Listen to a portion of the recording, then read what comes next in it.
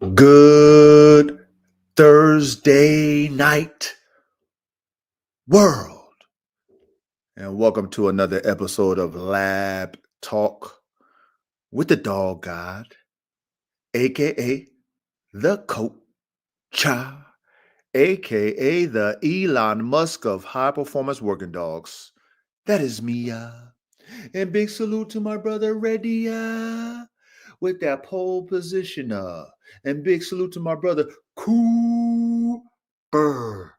Cooper with that second place. And my brother Cooper, he had a great question there, Coop. And some of you guys might not know, but uh, our brother Coop, his eyes aren't like ours where he can he can see with his optics, you know what I'm saying, but his all his other sensories is heightened even though he doesn't have his eyesight. So salute to you, Coop, you know what I'm saying. Great question you had, Coop, you know what I'm saying. He said, hey coach, as a blind man who wants to get into breeding, should I stick to a single breed like bullies or mastiffs, or should I do my own breed instead? Man, hey Cooper, that's a great question, Coop. Now this one's hard, man, for me to answer for you. I'll give you my answer to it, but it's hard for me to answer for you because I don't know your gifts, right? Like Stevie Wonder, right? Like, when you lose something of your five senses, like hearing, sight, smell, whatever that might be, but like your sight, your other, like your awareness is heightened, right? Your hearing is heightened, right? Your spiritual awareness is heightened, right? Your touch is heightened. So it's hard for me to give you an appropriate answer. A Rogue Wolf project. Big salute to you, my brother. It's hard for me to give you like the right answer for this, Coop. But if I was to keep it simple, because we got to keep it simple, you know what I'm saying? I would say if you have an idea in your mind, or if you've been able to touch a bully or a mastiff, and you can envision what that dog looks like to you in your mind, and you're like, okay, I like this dog, and you can use your extra senses to make that dog better, then I would probably keep it simple if I didn't have my eyesight to where I could see visually what I would like to have in my program. Like, oh, I see the phenotype. But, again, you might have a special gift when it comes to dogs. You might have been able to experience and touch different dogs and things of that nature. You know what I'm saying? To where you can get an idea in your mind what that dog looks like. So that's hard for me to give you the right answer because, again, like I said, you might be gifted in that, just like someone who's like Stevie Wonder, gifted in music, hearing the sounds and stuff. You might have touched multiple different type dogs, and you might really know dogs in that way where your senses are very heightened, and you've studied and read about them, so your mind is very intrigued about what what you need to do without even seeing the animal.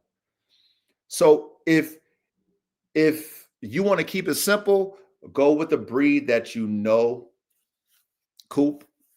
Go with a breed that that you can wrap your mind around, and use your spiritual and mental vision to create. You know what I'm saying? That'll be the easy route. But again, I mean, you might have a gift like Stevie Wonder when it comes to dogs. So if you have that palate and you can see as well as we can see with our optics, right, Coop? You can see better than us in your mind and your spirit. If you got that type of talent, Coop, man, do what you got, man. Do whatever you feel like you want to do. Really, if you got that type of talent where you can, your spirit is in tune with the animal. You're like, say you study your mind. You know what I mean? Your mind, when you read things, you visualize it, and you have the concept based off of what your mind is telling you. Man, make your own breed. Cool. That's why I said that's hard for me to answer for you, Coop. Straight up. Because like I said, that depends on your gift. You know, keep it simple. We can roll on this on the simpler side, Coop, or you an artist like Stevie Wonder. So hopefully I answered your question, Coop. You know what I'm saying? That was a great question, man. I just why I had to go ahead and answer that, man. That's a great question, Coop. Hey, do whatever your spirit tells you to do, Coop. Straight up and down. There ain't no wrong answer to that one. You know what I mean? Do what you feel like you can do and do it. You know, I mean, do it. So, hey, salute to you, Coop. I appreciate your consistency too, man, and your support, my brother. Big salute to my brother Bill from Blue Line Terriers. My brother, what's that? Fourth Oblique. Man, damn it, man. You guys in these damn names, man. Is that Inquisitive Dejina? Because it seems like that avatar looks familiar, but it might not. It might be Inquisitive Dejina. But fourth Oblique. If I slaughter your name, brother, I mean, please don't hate me for that, brother. You already know, man. It's all respect, man. Big salute to you. But before I get into my week, man, you already know what we do, man. Before we get into this classroom, we like to curb the edge of life, man, because life is hard as it is, man. You're putting in this work, and more work 3 times, and you got to carry your cross, which is heavy, and you got to look in the mirror every day and try to change, right? Oh, it's so hard.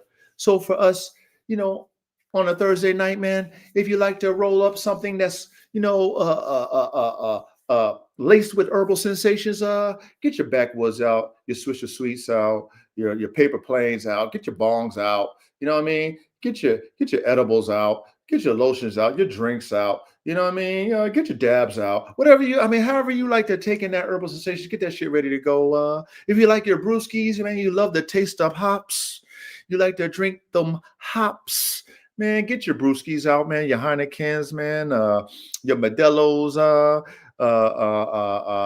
IPOs, you know, any of those different type of beers, IPAs, whatever they call them, type of brewery, them custom made type beers, right? Man, get that beer ready to go, man. Make sure your mugs are cold. If you like your shots, man, get your vodka out. Get your Hennessy out. Man, get your tequila out. Whatever you like to take your shots or whatever you like as far as your hard liquor in a form of a shot, get that shit out, man. And if you like to keep it simple like the coach, man, you get your mixed drink out. Whatever you like to mix into your drink to give it a little cut, to give it a little, you know what I mean? It doesn't hit your chest extra hot, man. I got my vodka lemonade. Big salute to all my brothers and sisters who are in the classroom tonight, man. Carolina Blue, what's good with you, brother? What's good with you, man? But hey, salute to y'all, man, to the classroom. You know what I mean? One and only. There's nothing like us. There's nothing like us on the internet right now. Straight classroom type shit for the pioneer dogmen who really envision making top tier high performance working dogs. There's nothing like this on the internet. You know, pioneer artist type dogmen, engineer type dogmen who think outside the box to create the circle. Man, there's nothing like us. So I'm just very grateful for all of you guys who show up, all the ones who come and, you know, watch the replay. You know what I mean? For the classroom, man. I mean, the classroom is no entertainment over here, brothers and sisters. It's not we're not here to entertain you. We're here to learn, man. We're here to raise the bar, man. We're here for these dogs. You know what I'm saying? So cheers to y'all, man.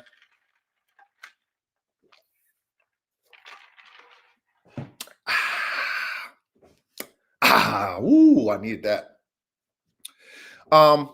First thing I want to do is I want to give a shout out to PBK, Pelican Bay. I reached out to him a while ago, and you know, he responded, and he said that he was going to address what our conversation was. He was going to address it on his live, and he did. And you know, I truly understand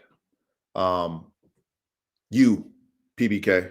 I understand, you know, your your reasoning as far as like your experiences with the Malinois, and then of course, your experiences with the American Pit Bull Terrier, and then your conclusion about the bull herder. Because I've mentioned that to you guys before about PBK and him having mouths, and then him even thinking about the bull herder, which is the direction that I'm going in. You know what I mean? When it comes to the levels that I'm pushing with Formula One canines, right?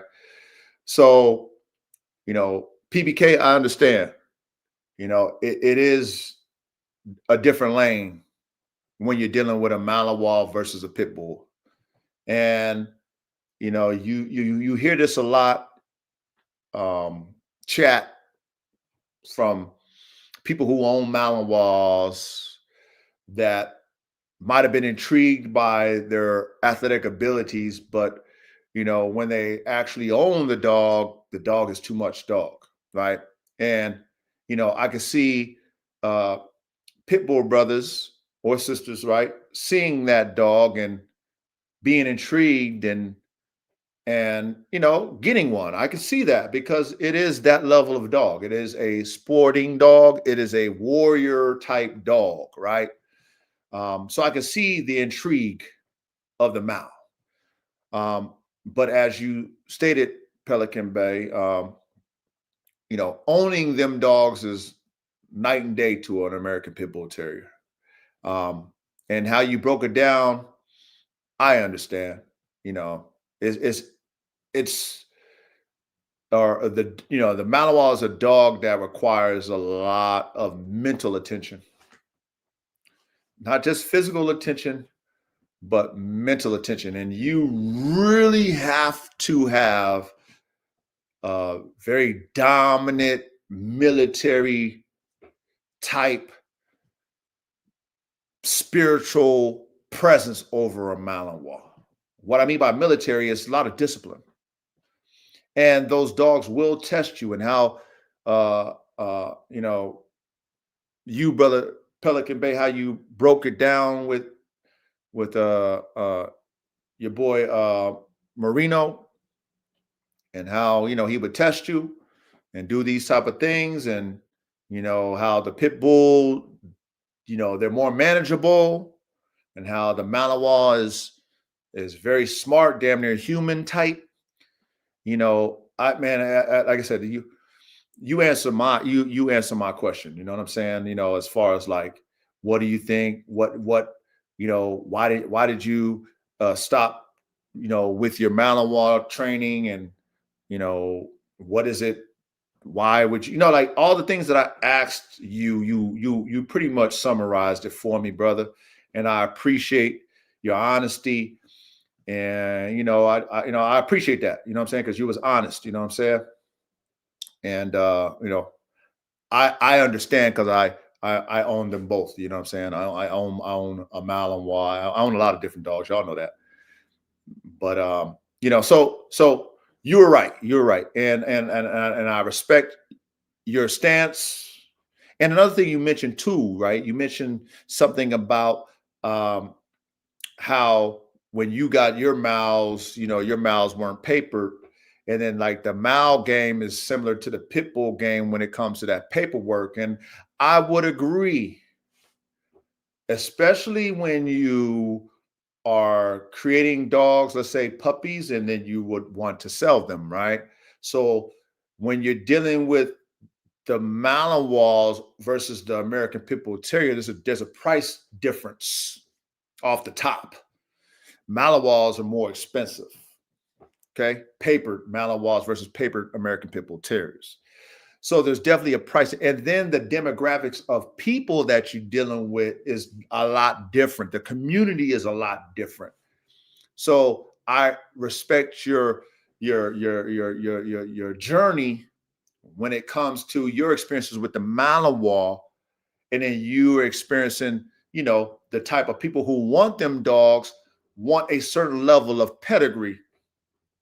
So that definitely would, put me on the scales if I was in your shoes, Pelican Bay. Like, do I really want to deal with these dogs? Do I really want to have puppies? And do I really want to, sell them, you know, based off of how picky the clientele is, how snobby, and I wouldn't say snobby in a negative way, but there's a lot of prestige when it comes to them European dogs. A lot of prestige, you guys.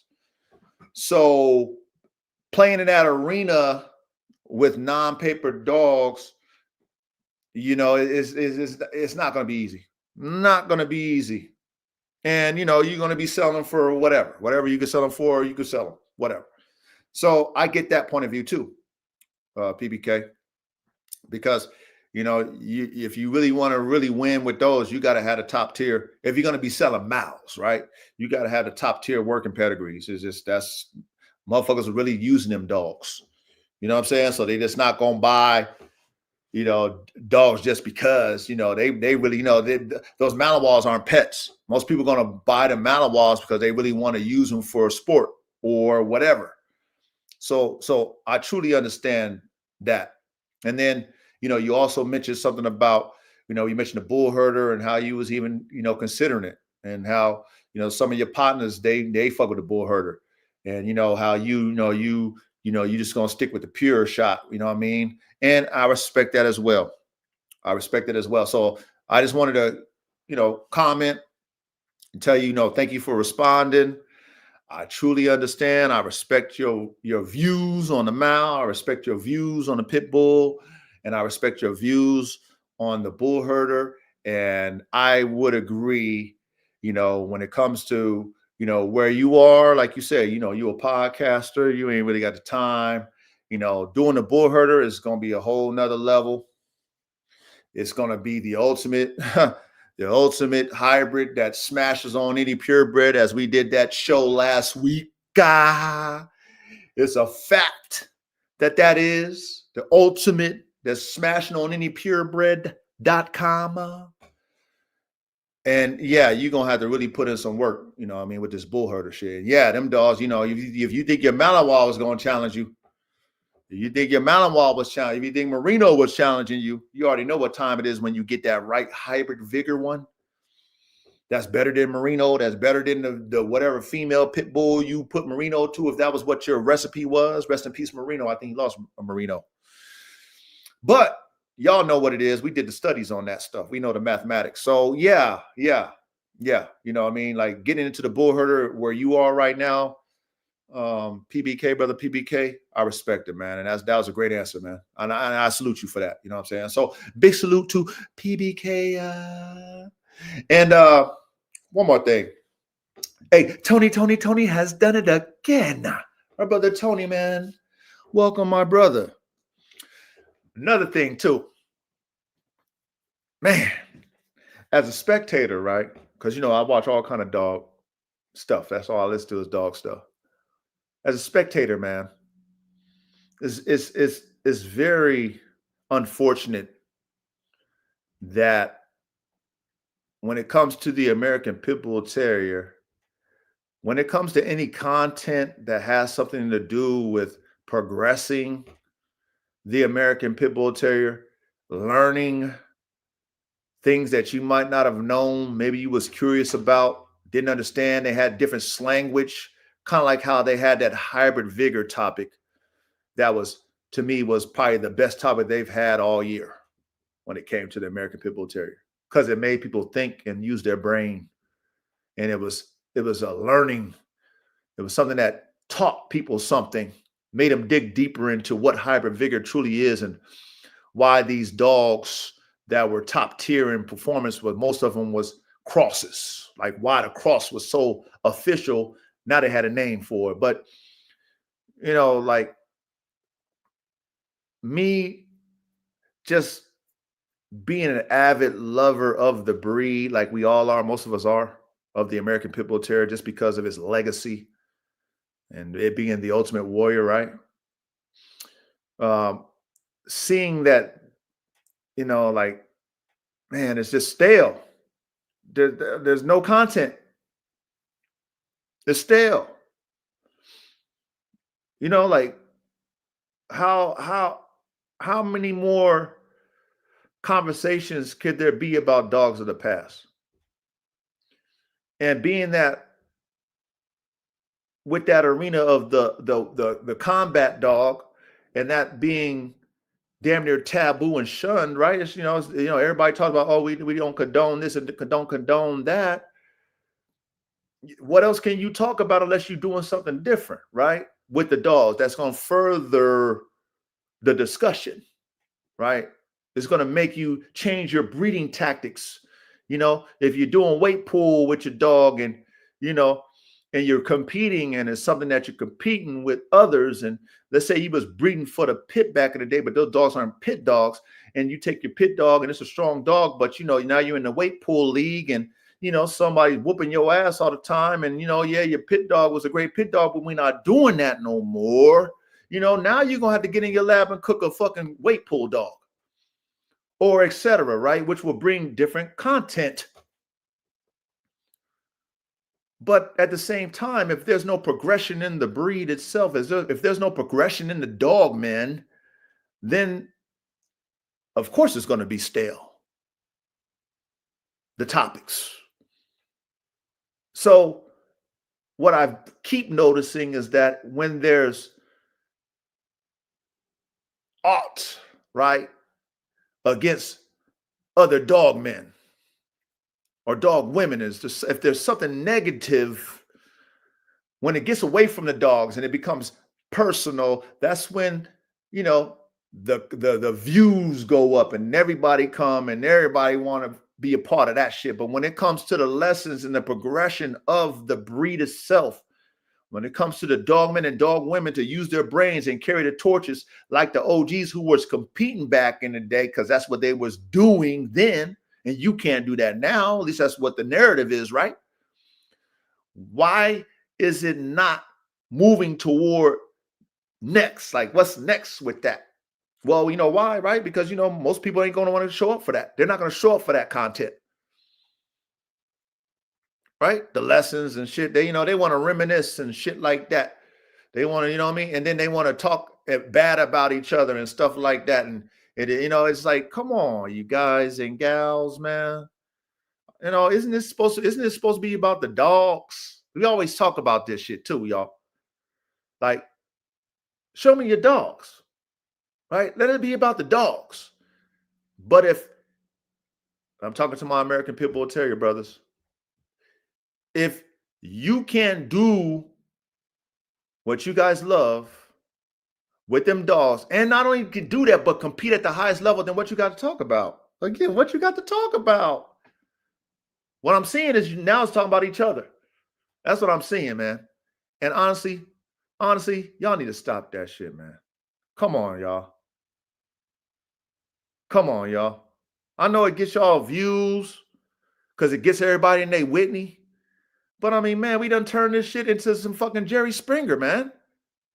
I'm not gonna say we, I'm a spectator. Y'all done turned the American Pit Bull community into a fucking Jerry Springer show. Fake pedigrees, lies here, lies there, cheating ass motherfucker, backbiting ass motherfuckers. You know what I mean? Fucking, yeah, I mean, it's everything but the dogs. But again, if the dogs ain't progressing, then like I said, what can you keep talking about if you ain't doing nothing that's different with the dogs? What can you talk about but the past? Same old stories, same old dogs. Nothing new. So, this week, the Jerry Springer show, God damn it, man. But that's going to get y'all the views, though. That's going to get you guys the views. And if that's what this is about when it comes to the dogs, I'm so glad I'm a spectator. I'm so glad that I went ahead and I have foresight in my own program, because I started breeding pit bulls, American Pit Bull Terriers, that I got all my semen on ice. to where I can say, I ain't doing pit bulls no more. No fun in it for me. I can't be creative. I can't showcase my skill as a dog, man. I can't put my dog against your dog because, we ain't doing that no more. That's no longer. That's bad. We don't know. That's why everybody said, no, it's bad, right? Let the boys overseas do that. Us in America, let's set the new tone. But that's not the wave. That's not the wave. So if that's not the wave, there's no progression, then what am I doing there as an engineer? I can't make better dogs. I can't show you why my dogs is better. I can't tell you why I did this in A, B, C, D, E, F, G, and why these because we can't show nobody. Ain't no show and tells. You know what I'm saying? We like to do the show and tells, y'all. Y'all know how we operate. If I can't do no show and tells, what the fuck I'm talking about? And if I want to get people in my classroom, you know what I'm saying? I got to entertain you to get you in my classroom. If I was doing pit bulls, I got to entertain y'all. The only way y'all coming. So I digress. I just, like I said, I love the breed. I love the breed, but I can't stand the community, y'all. I can't stand the community. I love the breed, but no progression, man. No forward thinkers. Nobody that wanted to, set the tone and be okay with the fact that, you probably going to be by yourself. You might only have a few people that's fucking with you and be okay with that. Ain't nobody willing to do that. Everybody want to be popular. Popular.com. But I digress off of that. Okay? I digress off of that. Who am I? I'm just a spectator. Who the fuck is coach? He's a spectator, man. Like I said, my expertise is not for that type shit, man. You know what I'm saying? Like, I really know how to make competition dogs.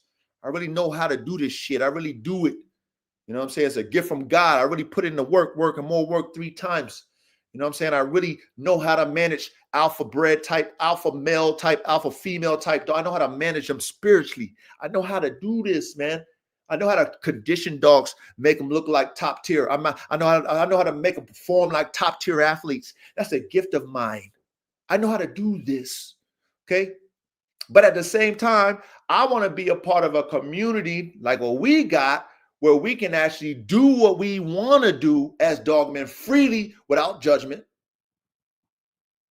and then compete and be professionals about it. Not haters. Not haters. Oh, you think you're all that, coach? Oh, you think your dogs are shit? Your dogs ain't shit. I don't like that shit. Coach talk too much shit. Well, then if I talk so much shit, let's compete. And being that we professionals, we can talk shit to each other and compete and then shake hands, whoever's the victor in whatever competition we doing with our dogs.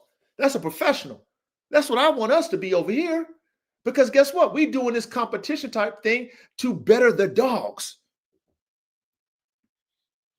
We're not competing for my own, bravado, machismo. I'm doing it for the dogs.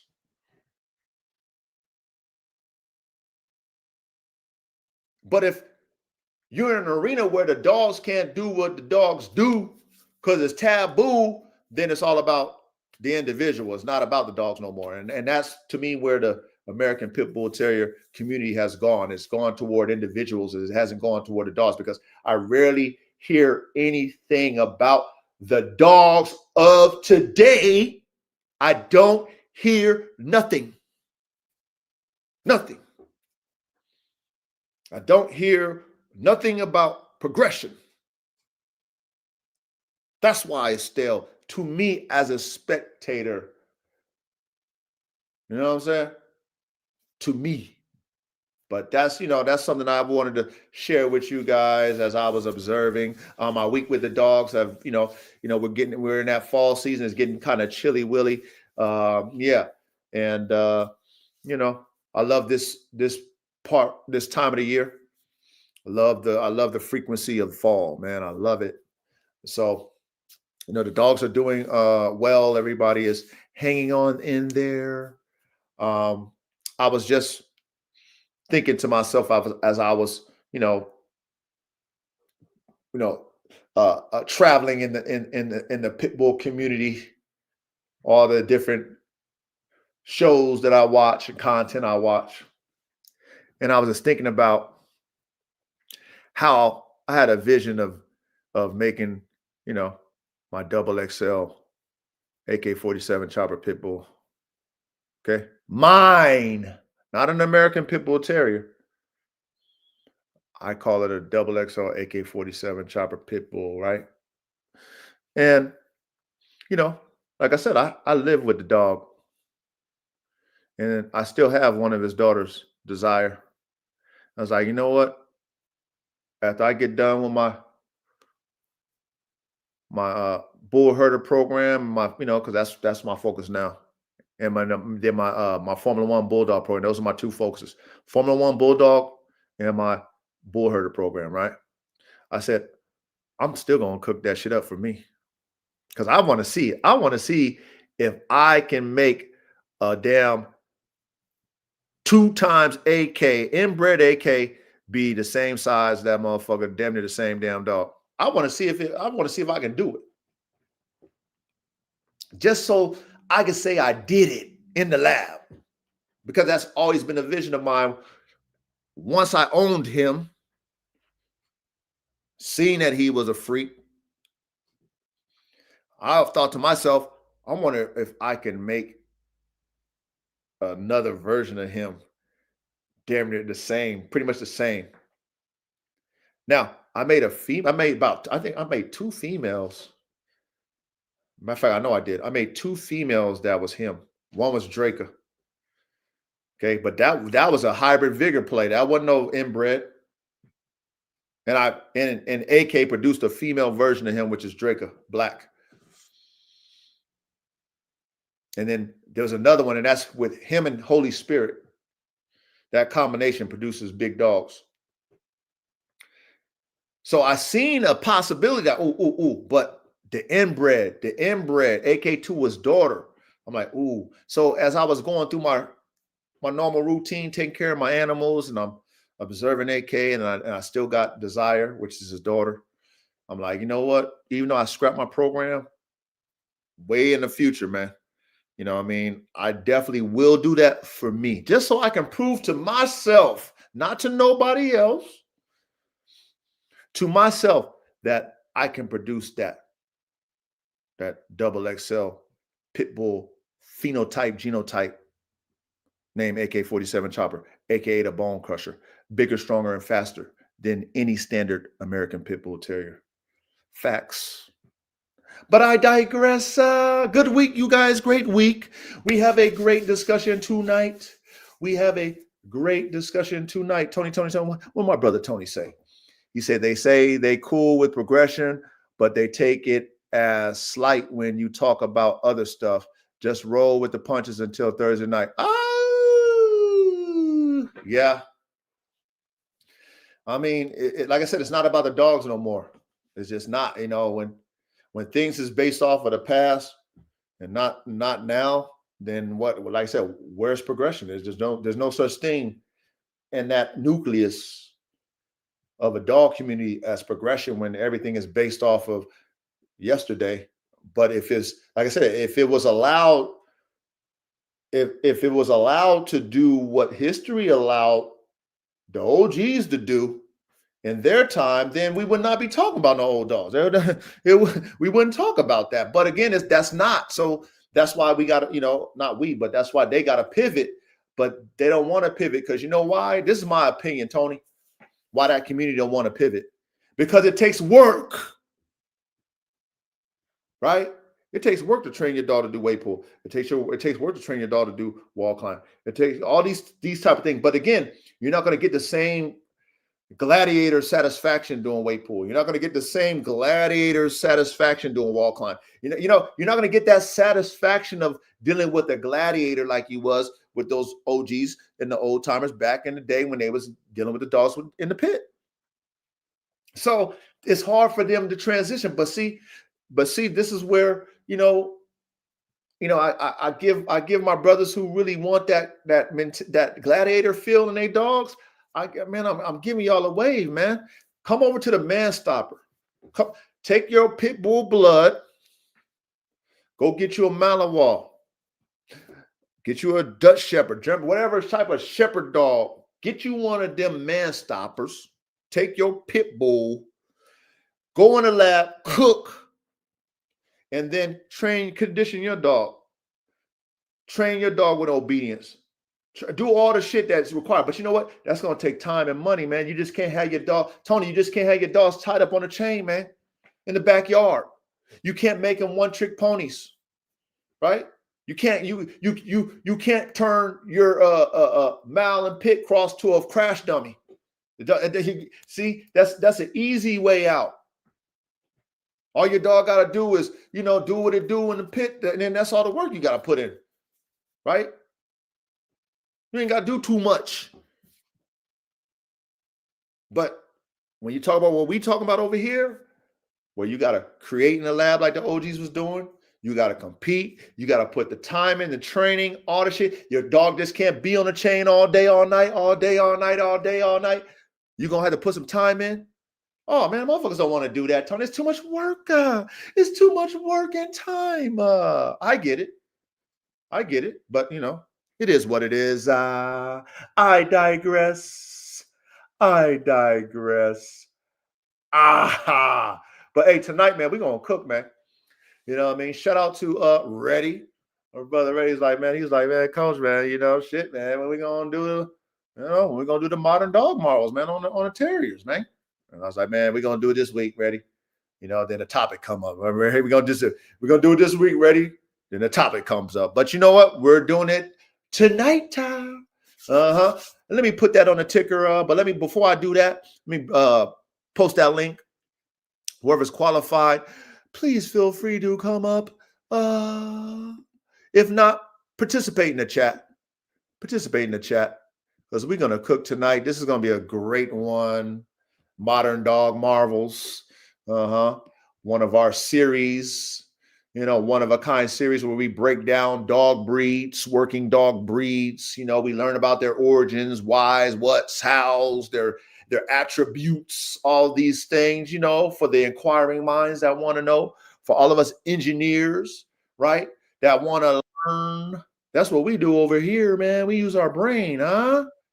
Ready. What's up, coach? How you doing, man? Man, first and foremost, we got to give God his blessing. So we're going to say God is good all the time, but I ain't too bad. Ready? Yeah.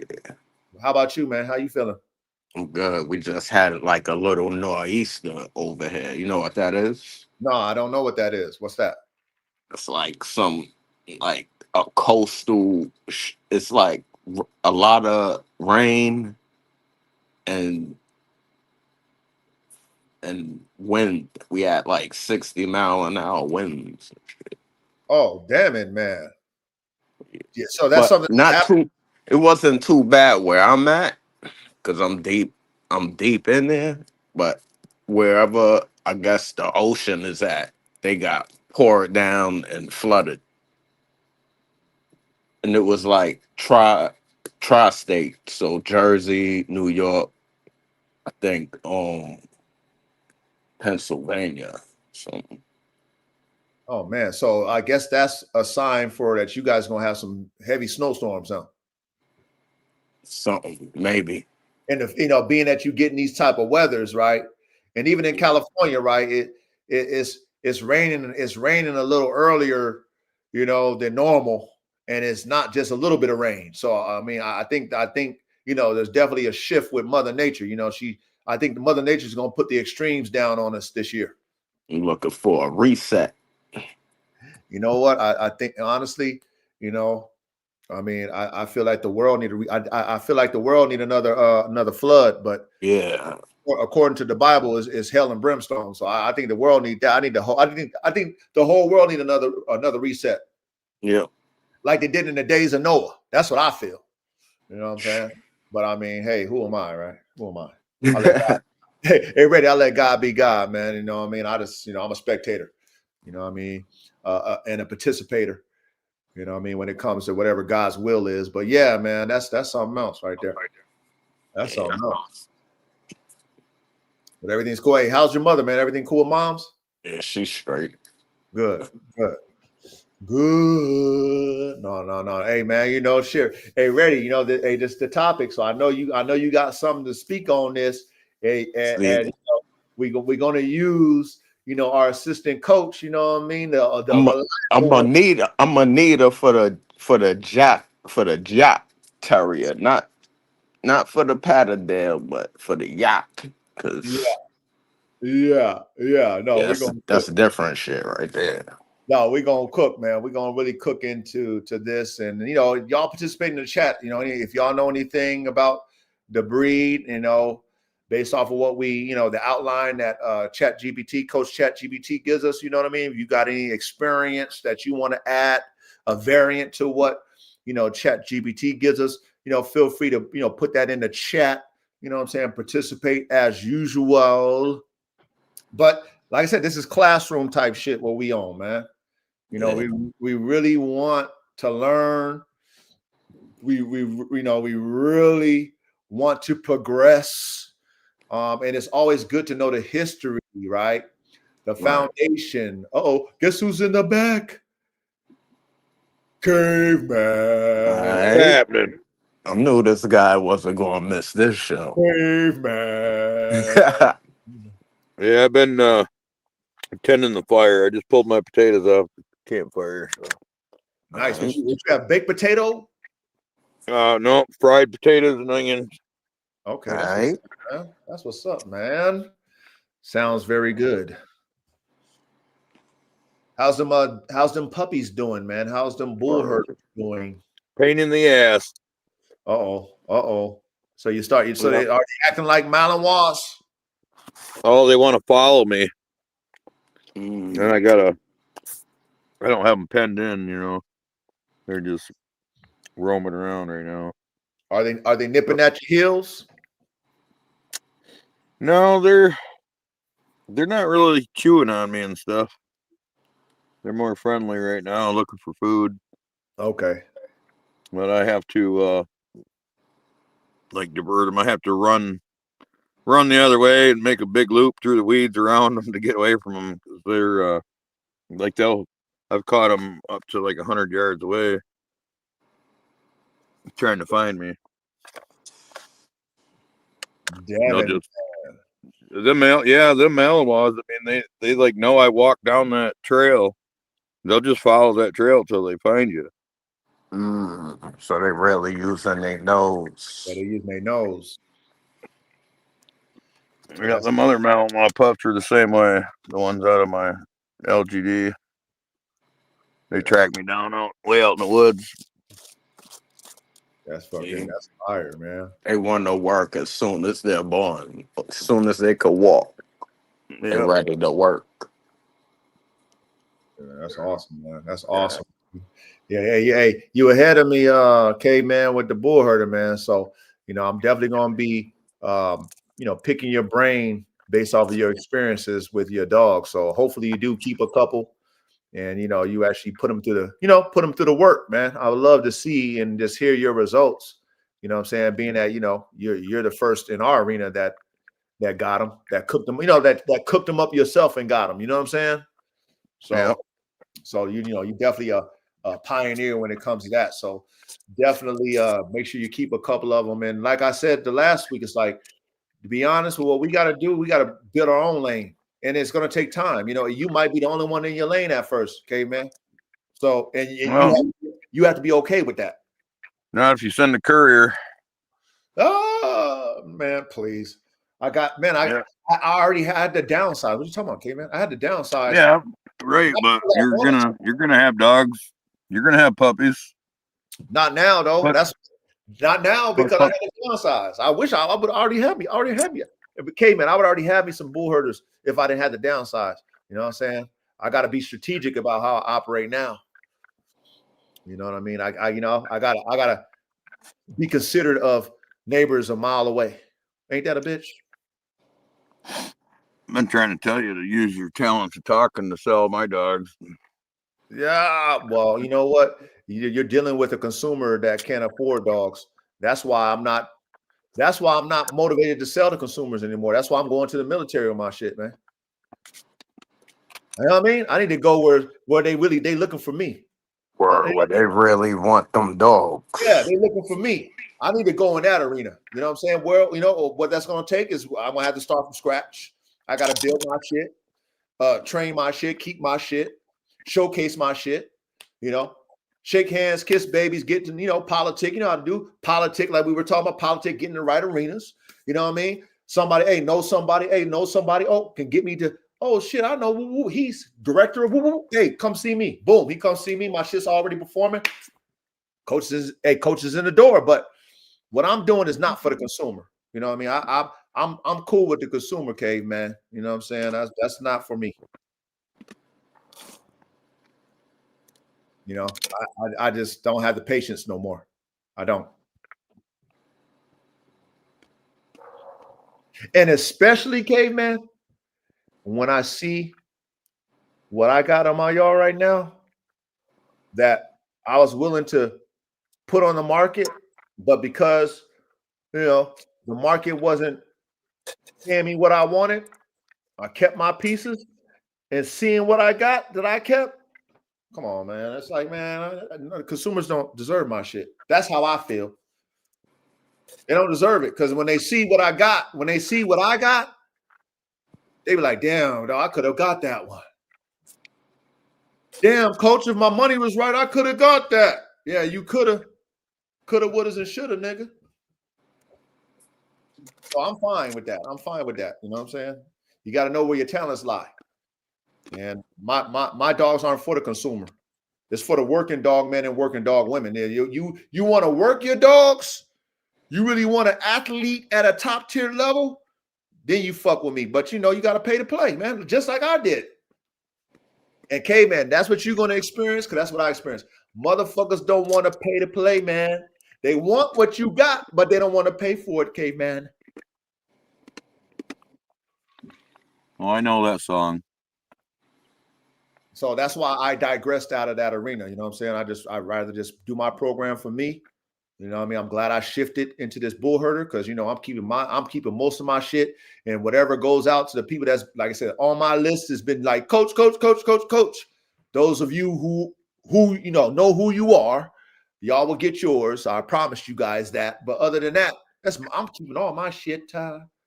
Fuck that. And then me and my team, we gonna train it, and I'm gonna get my shit in the military. That's what I'm going with.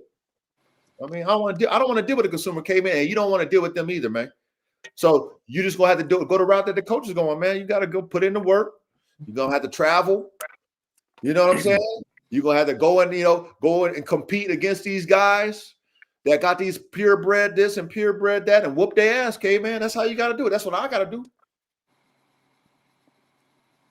Because like you said, they're not gonna respect you as an outsider coming in and say, hey, I got some good dogs. They you know, just their pride won't even allow them to even see what you're talking about.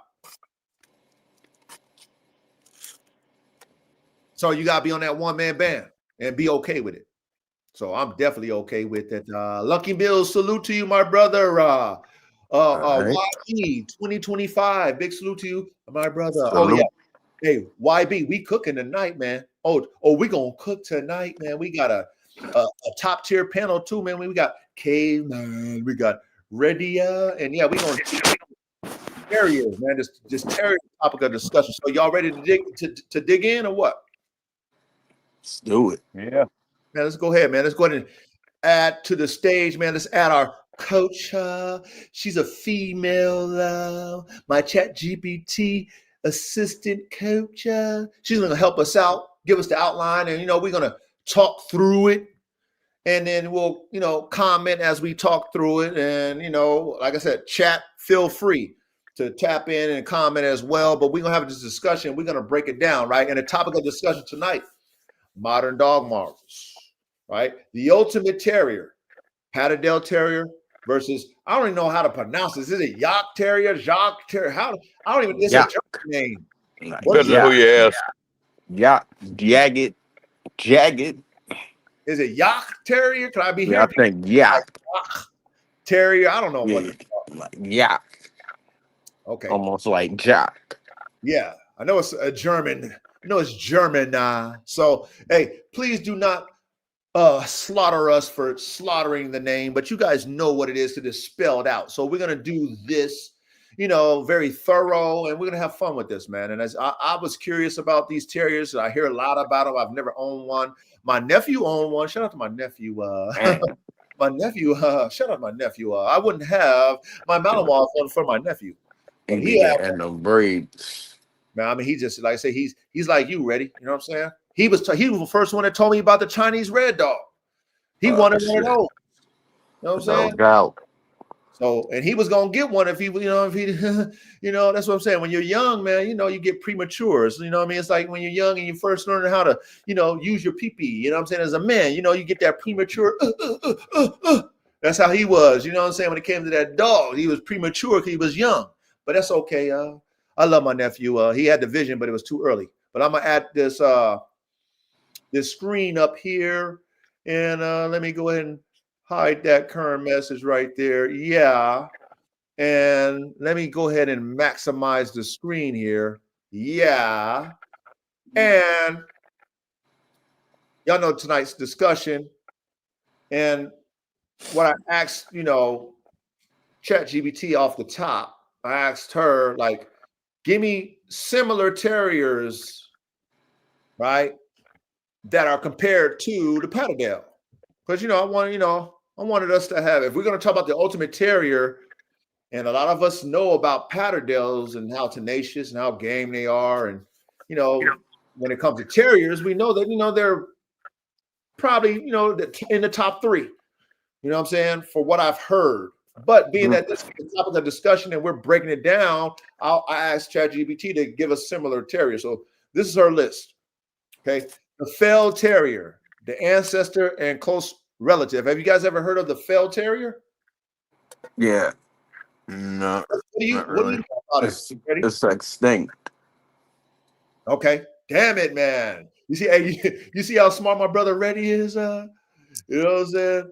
So, okay, so here we go. It says the ancestor and close relative. It says region, North England, Lake District, Fells. Note, Patterdale is technically a type of Fell Terrier bred tighter for consistency. Traits, small, dark, leggy working terrier, bred purely for fox, badger, and vermin working in rocky terrain.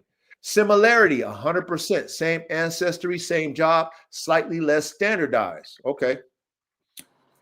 The next one is a border terrier. Have you guys ever heard of a border terrier? Yeah. Yep. Okay, what is that to you guys before we know? What is that to you, a border terrier? It's like fucking. It's a little brown dog. What do you know about it though? Ain't that what Benji was? Yeah, shit like that. Okay, I didn't even know that. Shit that go in the holes. I can't remember. It's been a minute. Yeah, I think Benji was that joint. Benji. I didn't even know that. Well, Benji was a border terrier, huh? So region, Scotland, Northern England, borderlands. Traits, tough, wiry coat, gritty, great stamina and steadiness underground. Differences, slightly calmer, less hard than a Patterdale Terrier. Better for mixed farm work. Similarities ratings, they gave it a 4-star out of 5. So, okay, so that one's not as, rah, rah, rah. And it seems like a more balanced dog when it comes to farm work. The border terrier. It's crazy because in my notes, these are the breeds that created the Patterdale. Uh-oh. Well, we're gonna get into the order. You already know we're gonna dig into the origins. We like to go and then we also like to go into the progression and the evolution. So yeah, we're gonna get into your notes, ready? Trust me, we're gonna get into that. All right. What about the Lakeland Terrier? Y'all ever heard of a Lakeland Terrier? I've heard of them mentioned in conversation, but I don't know nothing about them. Yeah, me too. I've seen them in pictures as well. What colors did you see? Like, what do they look like, Ready? Like white with and or some with like black spots or patches. Okay. Yeah. Almost like, Party Wiry. color. You call like it. pied color, pie Yeah, wiry. with the wiry coat. Okay, so it says region, Lake District, England. Same region as the Patterdale. Traits, compact, wiry coat, like you said already. Good drive, but bred more for show today. Okay, that's how they always do it, right? In America, at least. Old working lines can resemble Patterdale closely. Similarity ratings, they gave it a 4-star out of 5. And old working lines. So, of course, the show dog, the show dog Lakeland is not what they're talking about, you guys. So if it's a working Lakeland Terrier, then they would give it a 4-star. And the old working lines. Now it says number 4, fell working Jack Russell Terrier, penny types. So would that be a hybrid? Yeah. Types, yeah. Because Crosses. we Yeah. only know of the Jack Russell Terrier out here in America. I never heard of it like that. Yeah, I mean. Any types? Nah. Okay, so it says traits, smaller frame, white-bodied, very high drive, fearless and intelligent. Differences, more reactive and vocal, less silent and gritty than the Patterdales. Similarly, it gave it a 4 out of 5 stars.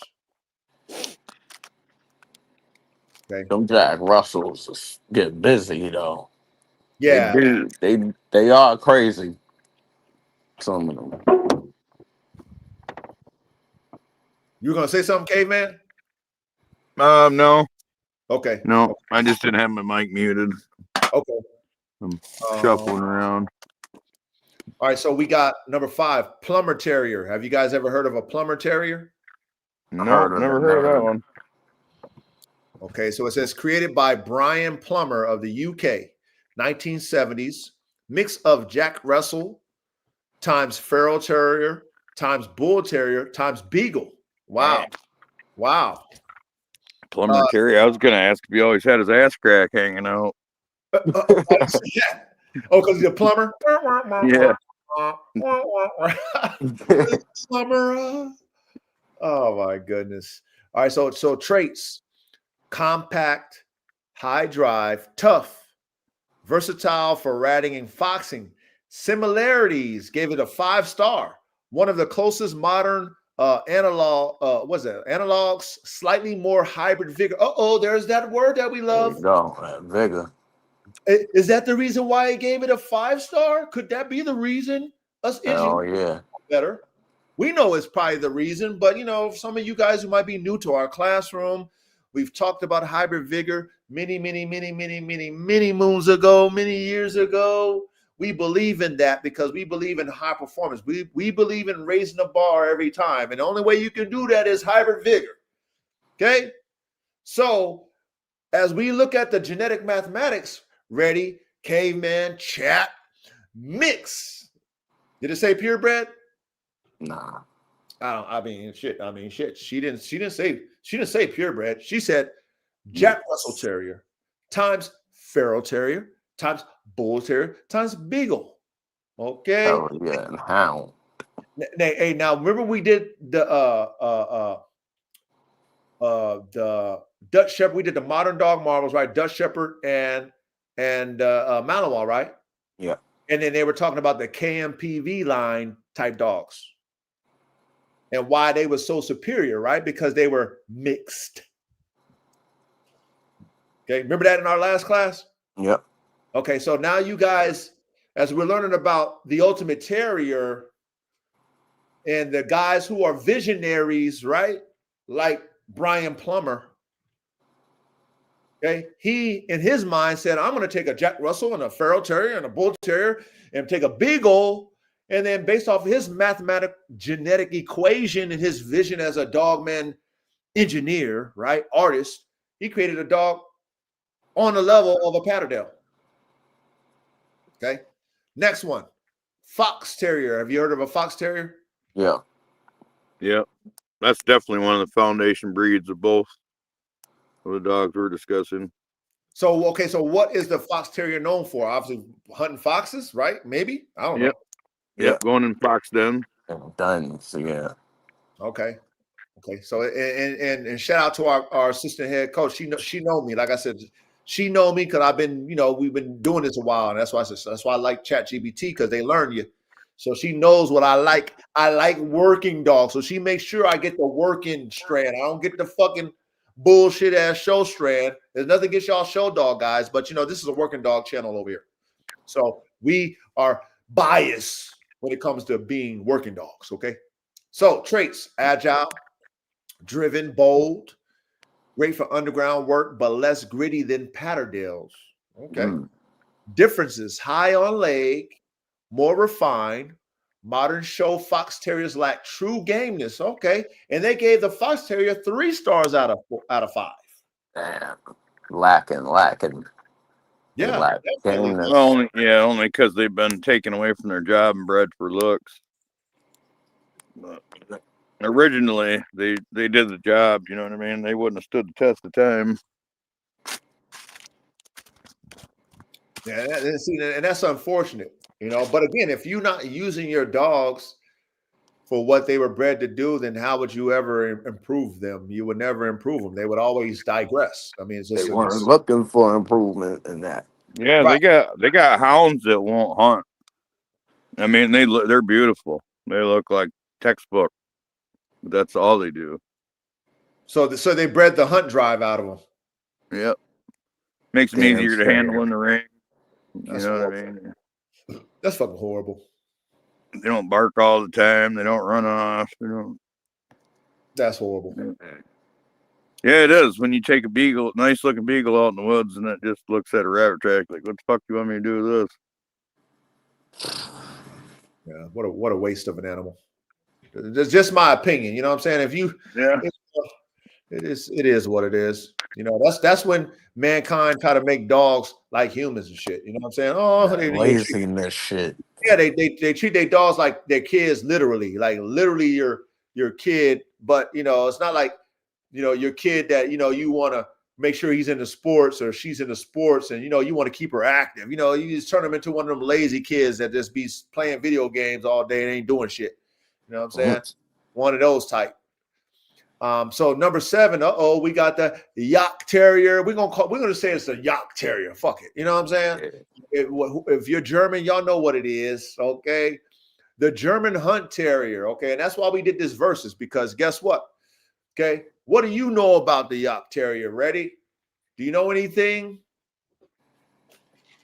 That shit is a crazy motherfucker. Okay. What about you? Go ahead. You got some more? And I've seen it mixed with the fucking presser. That's the only thing I know about that shit. Yeah, I seen that shit too. Shout out to you, brother. And that shit look good too, honestly. Hell yeah. That shit look good too. So salute to him, whoever made that. He like you said, he got a lot of good shit. So salute to him. What about you, K-Man? Have you heard about the Jagdterrier? Yeah, I actually failed to do my homework, but from what I remember, that Yag, or however you say it, is like a Patterdale refined. Like they took a Patterdale and bred fox terrier back into it. Well, guess what?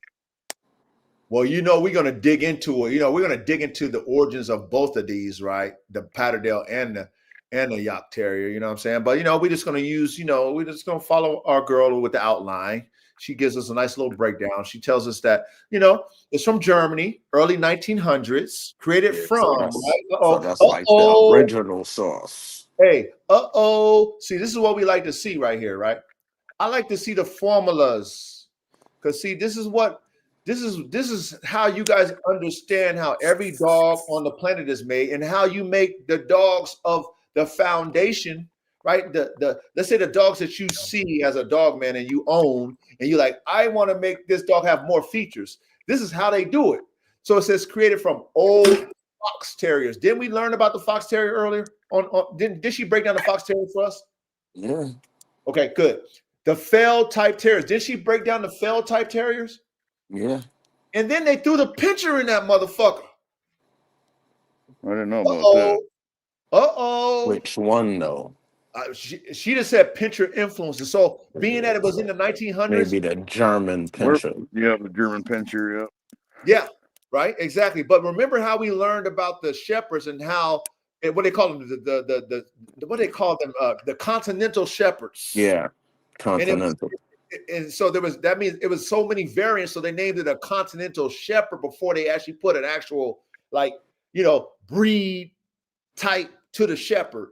So maybe in Germany they've had different type pinchers in Germany.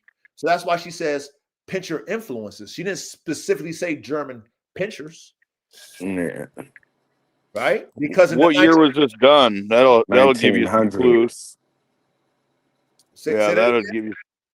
That'll tell you a little bit if you research the birth of the other breeds. The pinchers, the German pincher, you mean? Yeah. Yeah, like when was the Doberman born? Yeah. And when was the German pincher born? Or was the German pincher develop after the original Doberman, or what? I think the German pincher is the main pincher. That was the first Doberman. The first pincher. It's not Doberman though. It's just German pincher. Now remember, we're gonna do a Modern Marvels on the Doberman pincher. We're gonna do that one because shout out to Reddy. We're gonna do that one too. You know what I'm saying? So we'll dig into that one too. You know what I mean? Need to be on that one too, Caveman. Because you know a lot about them too. Caveman, you just need to make sure your internet's working on Thursday nights, okay? You know what I'm saying? Make sure you can go to hotspot. It was that easy. I don't have one. Well, hey, you need to go to whoever you need to go to. Like, hey, you know what I mean? Like, they moved. I don't have that option no more. God, I'd have to walk uptown. Damn, man, shit. So you ain't got Starlink or nothing like that? What the fuck? No. Sheesh. Well, hey, we salute, man. We thank you for making time, man. However you do it, we appreciate your input. You already know that. You already know that already, K, man. But we appreciate you making time for us, man. Because we appreciate your knowledge because of your experience, K, man. Straight up. So thank you again. Thanks for the invitation. Yes, sir. So okay, so we got the traits, right? Extremely driven, versatile, used for boar, fox, and blood tracking. So wow. I never heard that before. Blood tracking. Almost like a bloodhound. Right? Would that be what a bloodhound is? Kind of like? Yeah, but it's more specialized. It's more specialized for tracking and trailing, where you're talking about a utility dog that pursues game, and then if you wound one, it'll it's just going to track it from the blood. From the blood. Yeah. Okay. That makes and usually they really don't even track by the blood. They track by the stress hormones, and they track by the smell of guts. But it depends on how you train them too. But true. Yeah, that makes sense, man. That's ill, man. I teach my dogs to do that when they're puppies. I've had I had one of my Dobermans, one of my band dogs on a live deer already. Yeah, you live in that damn fucking man.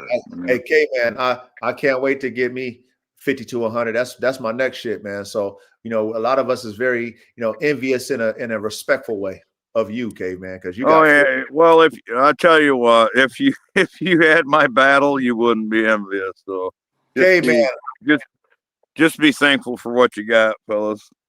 Well, I respect your humbleness, and of course, too much is given, much is required, right? It says that in the Bible. So I get it, caveman. But at the same time, you having your own sanctuary, regardless of the influences outside that's trying to come against you, right? Because that's just life.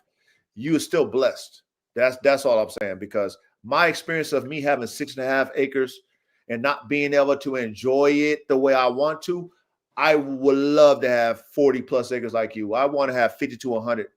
So that's why I say, I'm envious. Of course, too much is given, much is required, caveman. Trust me. I get it. I get it. Okay. But Come on, man. How many people would love to say they own 40 plus acres, man? Come on, man. Come Word. on, hey, man. Come on, Well, man. this area is ready to be taken over. But Oh, what? A lot of developers trying to buy your shit out?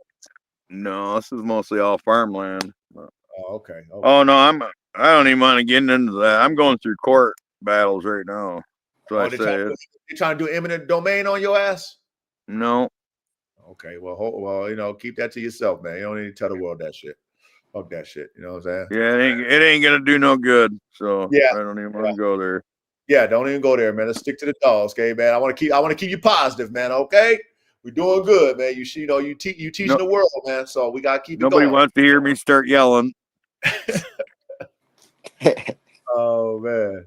I might get worked up. Yeah, we don't want that, man. We want to keep you into the dogs, man. Right now we got a good flow.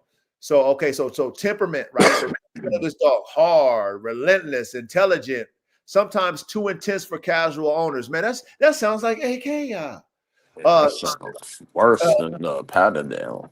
Hey, similarity rating is a 5-star. Okay, continental cousin of the Patterdale. Okay, so damn it, man.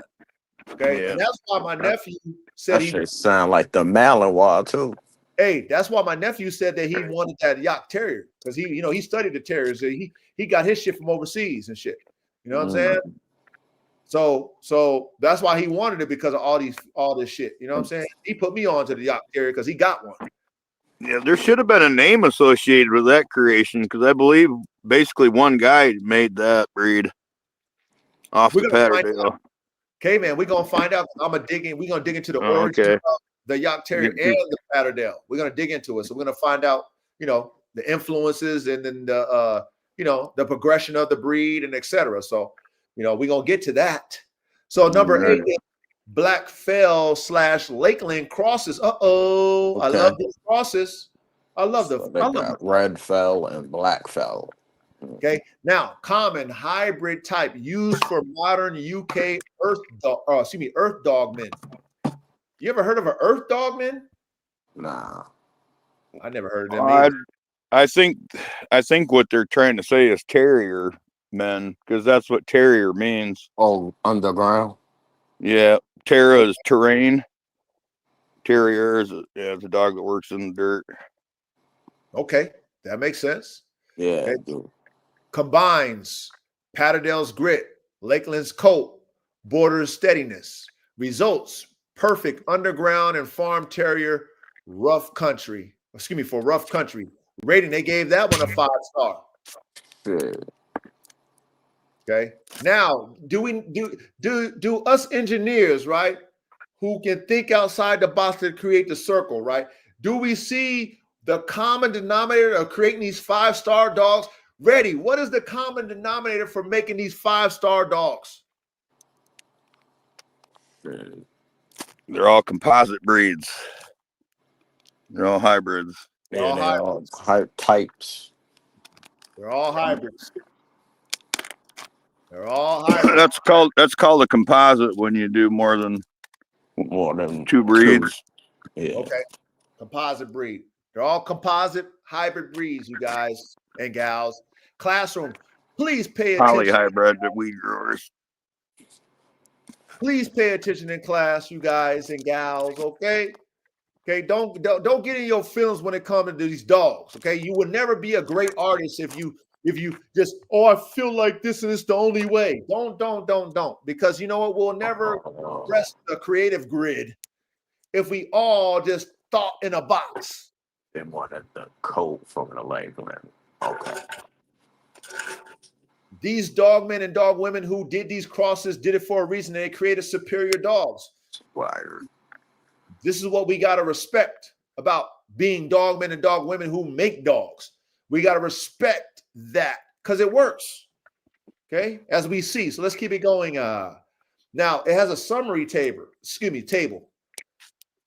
She gave us. You know what I'm saying?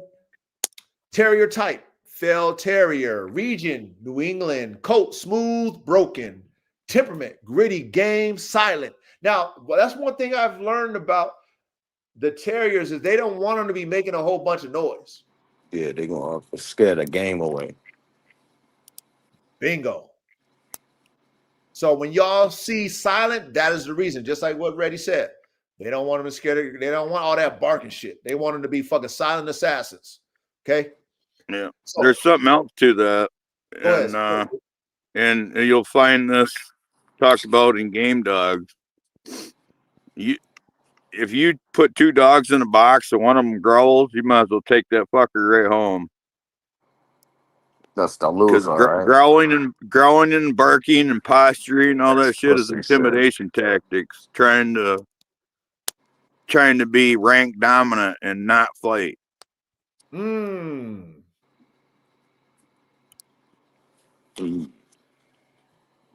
No, that makes sense. Yeah, that does Cur make sense. snapping. Because they're supposed to just go at it straight up. Right. Yeah. If they make any noise, it should be a whining noise, like an excited anticipation type squeal, not Like not they any want to kind get of at them. Yeah. not any kind of intimidation. That makes sense. Yeah. Yeah, I like the. I had one named Buffy, and we called her the silent assassin because that bitch wouldn't bark. She don't bark at all. Mm. There's no barking in her. There's nothing, and it's like there's no emotion other than Jason Voorhees. That's it. I like them dogs like that. They just have that cold, dead stare. Like they know they're on a chain. They don't pull at the chain. They don't bark. They just sit there with that cold, dead stare. But if you let them go, it is on. Yep. Yep. That's how she was, man. No, never gave me a problem, man. I could never let my any child that would come by, she would want to kill him and shit because in her eyes, it was like prey to her because she can look them in their eyes and shit. Yeah. But any adult, any human, like anybody that's big, of some height, she's a little fucking pussycat. But any kid, oh my god, man, I'm like, damn it, man. But you got to know your dogs. For her, she saw it as prey. She didn't see it as a kid. But I've been too scared. I've been too scared of the liability. Bro, I mean, I'm a responsible dog, man. I know my dog, so I would never allow her to be in a situation where she's not. Yeah, I get that. But... Yeah, once I seen it, I knew what it was. I wasn't like, I knew what it was. I knew why though. I knew it wasn't the fact that she was trying to attack kids, but she saw it as a prey. That in her eyes, that's what she saw it as. You look at me in my eyes, I can see you in your eyes. I'm gonna hit you. And that's how she saw it. You know what I mean? But yeah, silent assassin. Shout out to Buffy. Rest in peace, Buffy. Border Terrier. Borderlands is the region. Wiry coat. Temperament. Steady, gritty, less reactive. Okay. Similarities to the Patterdale. They gave it a 4-star. Okay. So we know why the Fell Terrier, because the Fell Terrier probably was a part of the equation that created the Patterdale. Mm-hmm. Right, so we can understand why the Fell Terrier is a 5-star to the Patterdale. Okay, Lakeland Terrier, England, coat wiry, temperament, athletic, determined. Okay, 4-star. So understand this: when we see those 4 stars, we don't discredit the 4-star because the 4-star when it comes to military type of standards, that's a general. Period. Yeah. Period. The 4-star. 5-star is the general of generals.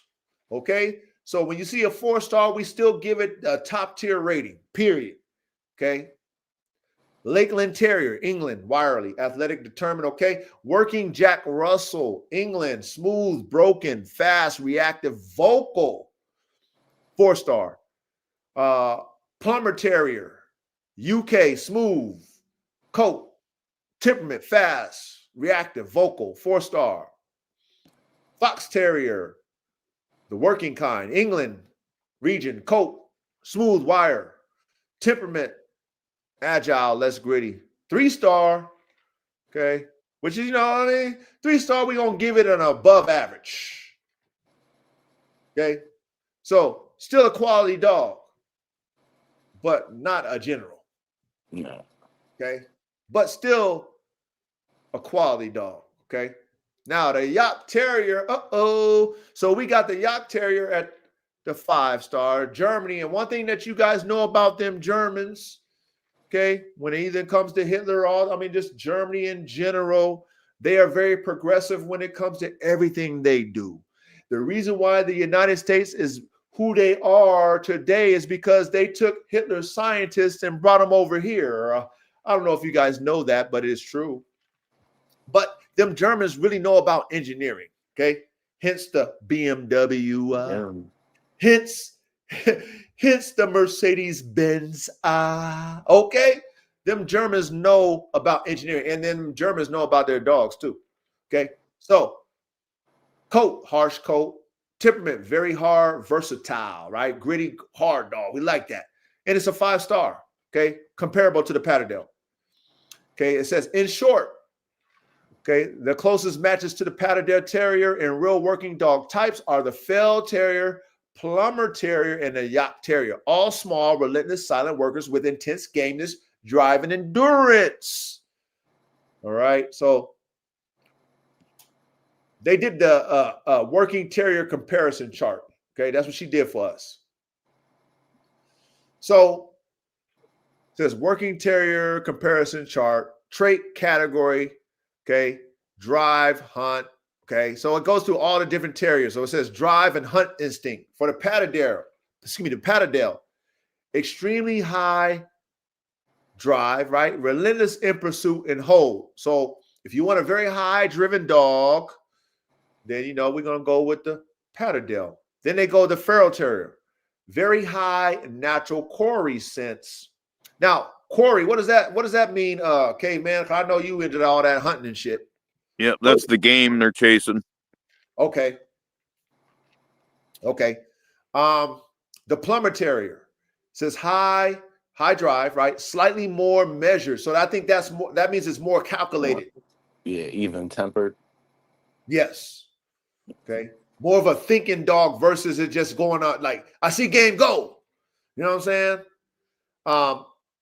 The Jack or the Jagdterrier, extreme drive, bred for big game drive. Okay, so that's bred, that's bred for the bigger type game. Like boars and shit. Damn. So I'm interested to see when we go in and break down the Jagdterrier, like what the weight is on that dog. I'm interested to see the size because that's interesting for it to go after some boar. That got to be a pretty hardy dog. Well, see, I know people who have them, and I think they're like 17 pounds. Dang. Wow, that's it. But they talk about how game they are. Like they're more impressed with them than they were their game dogs they had. Man, yeah, no, it's gonna be interesting to see the whole anatomy and the dynamics of the Jagdterrier and the Patterdale Terrier. It's gonna be interesting. Now, gameness and courage, classic gameness, all heart, earth dog, silent and determined, right? The Feral Terrier, gritty and game, some variations by strand, right? Which makes sense. Plummer Terrier, strong but more calculated. The Jagdterrier, fearless to a fault. Damn near a fucking crash dummy. Yeah, is that out. The Jagdterrier, sometime wreck off button. Daniel. Hey, sheesh. Okay. Yep. Now we're going to endurance, wind, stamina, all that good shit that we like when it comes to a working dog. Excellent for size is the Patterdale. Long-winded underground, which is good. Okay, you can go underground, have dirt in his nose, still push, pull till they get what they want. Okay. Fell Terrier, high, right? Endurance, thrives in rocky terrain. All right, cool. That's a hardy ass dog that can thrive in rocky terrain. Okay, and see, look, this is the reason why dog men like us cross dogs, because you might be living in another region where you need that dog to be all the things that the Patterdale is, but you need it to be able to handle rocky terrain. Yeah. So now you say, okay, I still want that terrier influence, but I need another terrier to add into it. Let me add that Fell Terrier to that motherfucker.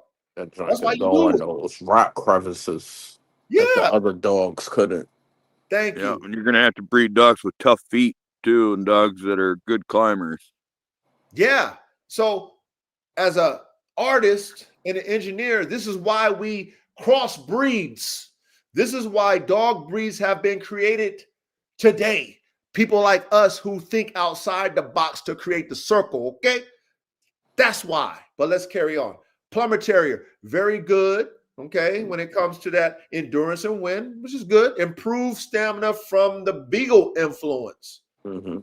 I didn't even know Beagle got a lot of stamina, caveman. I never had a Beagle. Oh yeah. Oh yeah, most of your hounds, they're bred to run for dozens, if not more, miles a day.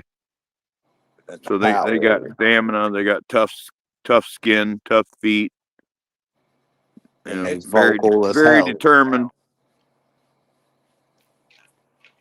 Interesting. Yeah, the Beagles probably add some trainability to those dogs too, on top of their willingness to follow their nose around. It seemed like they got a on and off switch. That's interesting. Yeah, it's relative to how they're bred, but yeah, Beagles a little more composed. They make better couch dogs than a terrier. Ha. And it says the Jagdterrier, excellent stamina, bred for endurance and hunts. Okay. Athleticism and agility, compact, springy, can dig or climb is the Patterdale. The Fell Terrier, agile, wiry, built for fells. Now, okay, why the wiry coat? For abrasion resistance. And getting through them thickets, the thorn rubbing against rocks, going through burrs and thorns, and rubbing against trees, all that. Okay. And I think along with that wire hair comes thicker skin. Okay, so it's more to protect the dog. It's more like like armor almost. Yeah. Yep. And it's a way to get away from long, shaggy hair that carries extra weight and extra heat, and it's always getting tangled up on shit. It's like an in between. And the hair is a lot coarser, tougher. Okay. Nice. All right. So let's see. What does that mean? Built for fells. Yeah. What's that mean? I don't know. Built for fells. I'm not sure. That's an Irish word, I think. Or its name, or the town. I should know what that means, but why? Because you Irish, caveman? Yeah, I'm Irish, German, and Indian. Damn it, caveman! Yeah, man. Fuck, you supposed to know what that Jagdterrier is. I'm a poly hybrid too.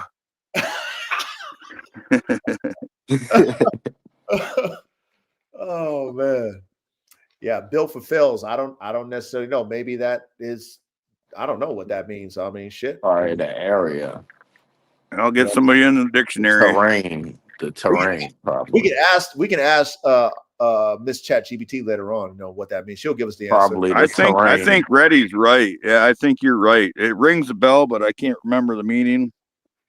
But yeah, I think it is like the hills and shit or something like that. Yeah, sounds about right. Like you say, it's the environment. Okay. Plumber Terrier, leaner and faster above ground.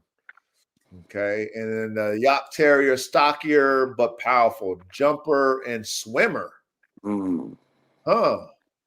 Interesting. So that one must be bred to catch stuff after you flush it out of the burrow. Especially if it's willing to go in water and go and get it. Oh yeah. Yeah. Well, the one that said it's the fast terrier on land.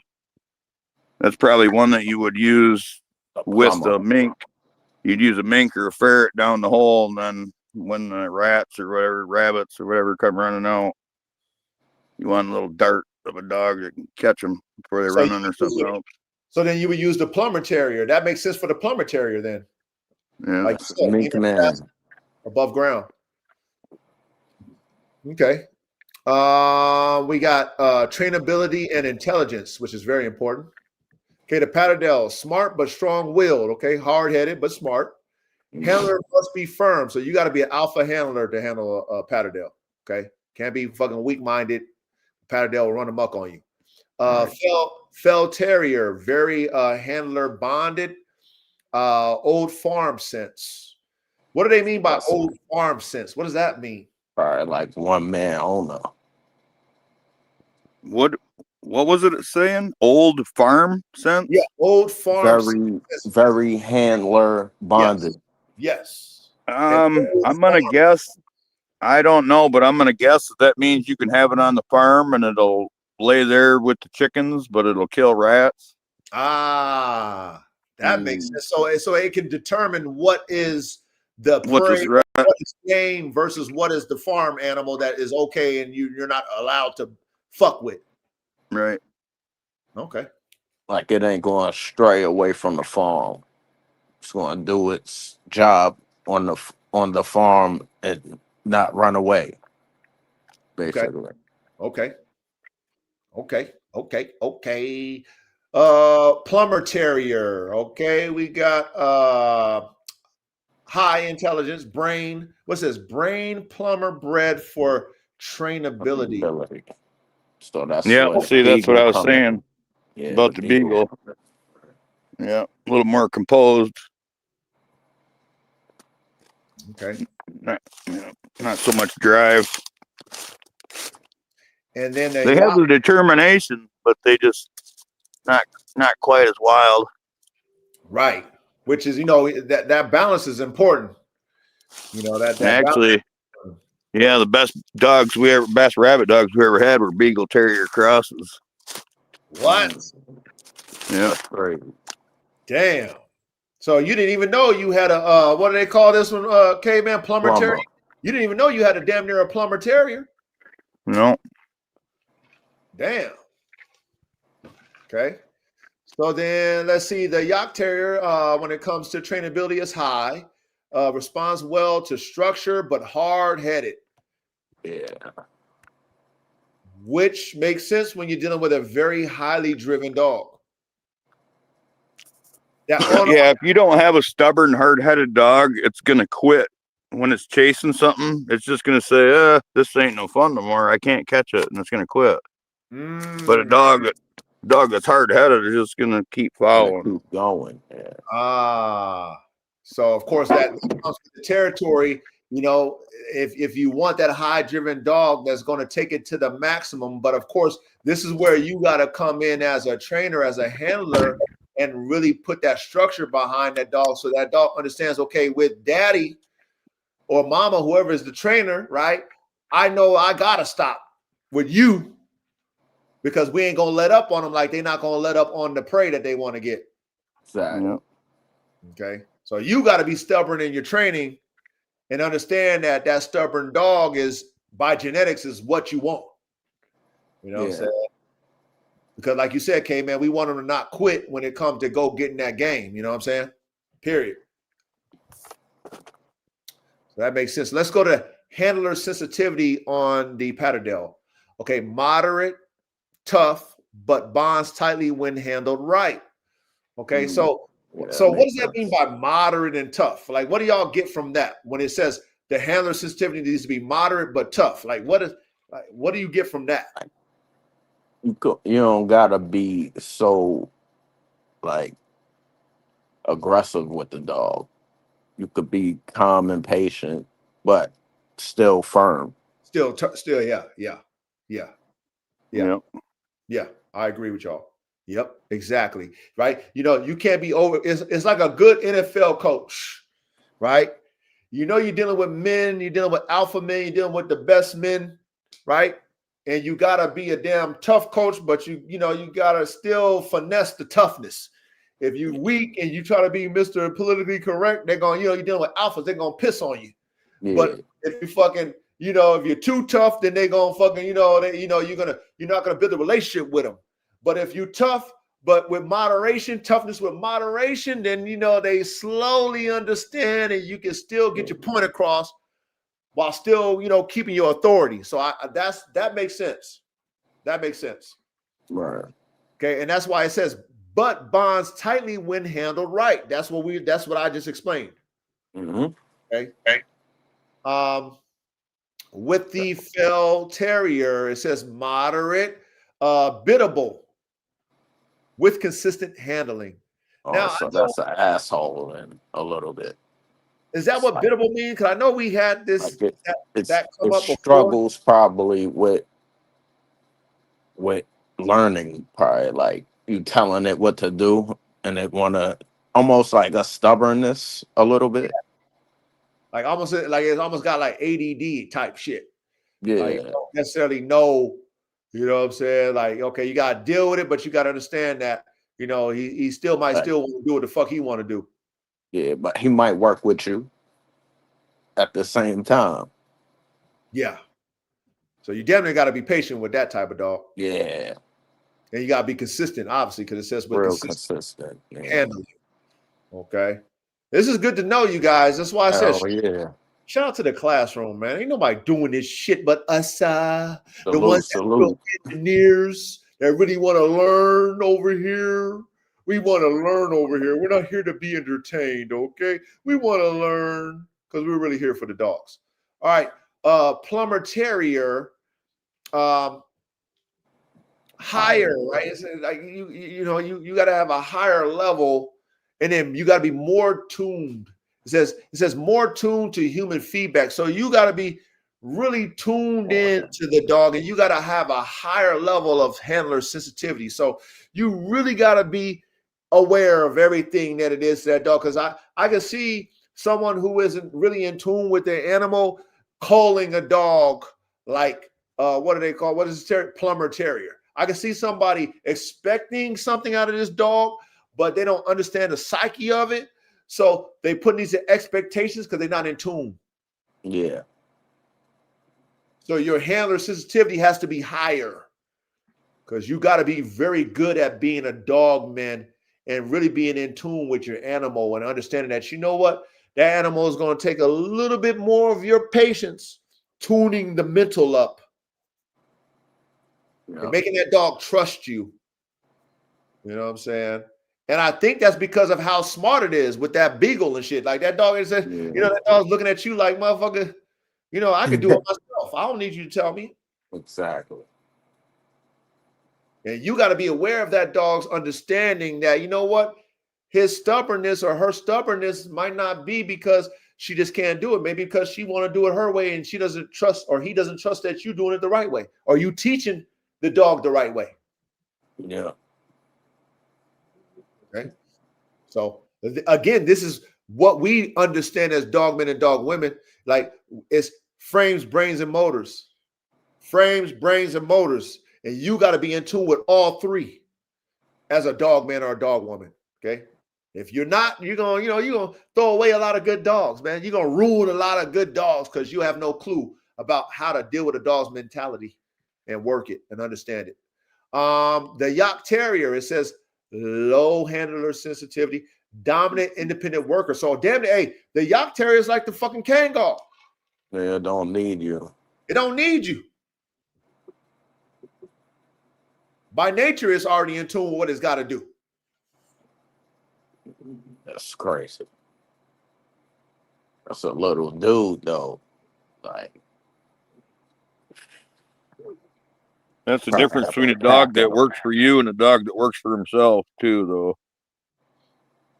Right. So you would have to really pay extra attention to that dog that's independent, Hell yeah. and you have to get that dog to trust you more than it trusts itself, which takes a lot A of lot. effort, a lot of time, a lot of bonding for that dog to say, you know what, to curb my edge of my natural ability to want to do something that I naturally can do, I'm going to take your lead.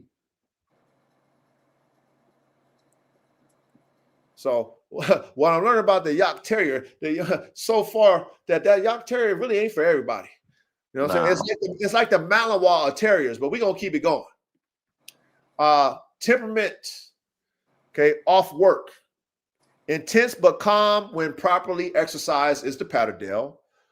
I want to make sure I get it. The Fell Terrier, gritty, can relax, but always alert.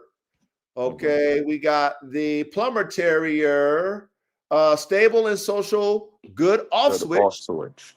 Okay, you guys understand that? That's good. So damn near The Plumber Terrier is probably the most balanced terrier. Yeah. What we're learning so far about the different terriers, you know what I mean? And again, if you guys are interested in terriers and you want them to do certain type of work, that's why this modern dog marvels that we doing is so important, because now you get to kind of take an educated guess off of which terrier is going to be best for you. Because a lot of people see terriers, like to see the mouth, like, oh, I want one. But I mean, are you sure you the right type dog man or dog woman to handle this type of dog? Or, you know what I'm saying? Like, are Gotta you look sure? at some videos. Bro, but even in the On these videos, motherfuckers. they're not breaking down what we breaking down. Nah. And how many people are really gonna do their research?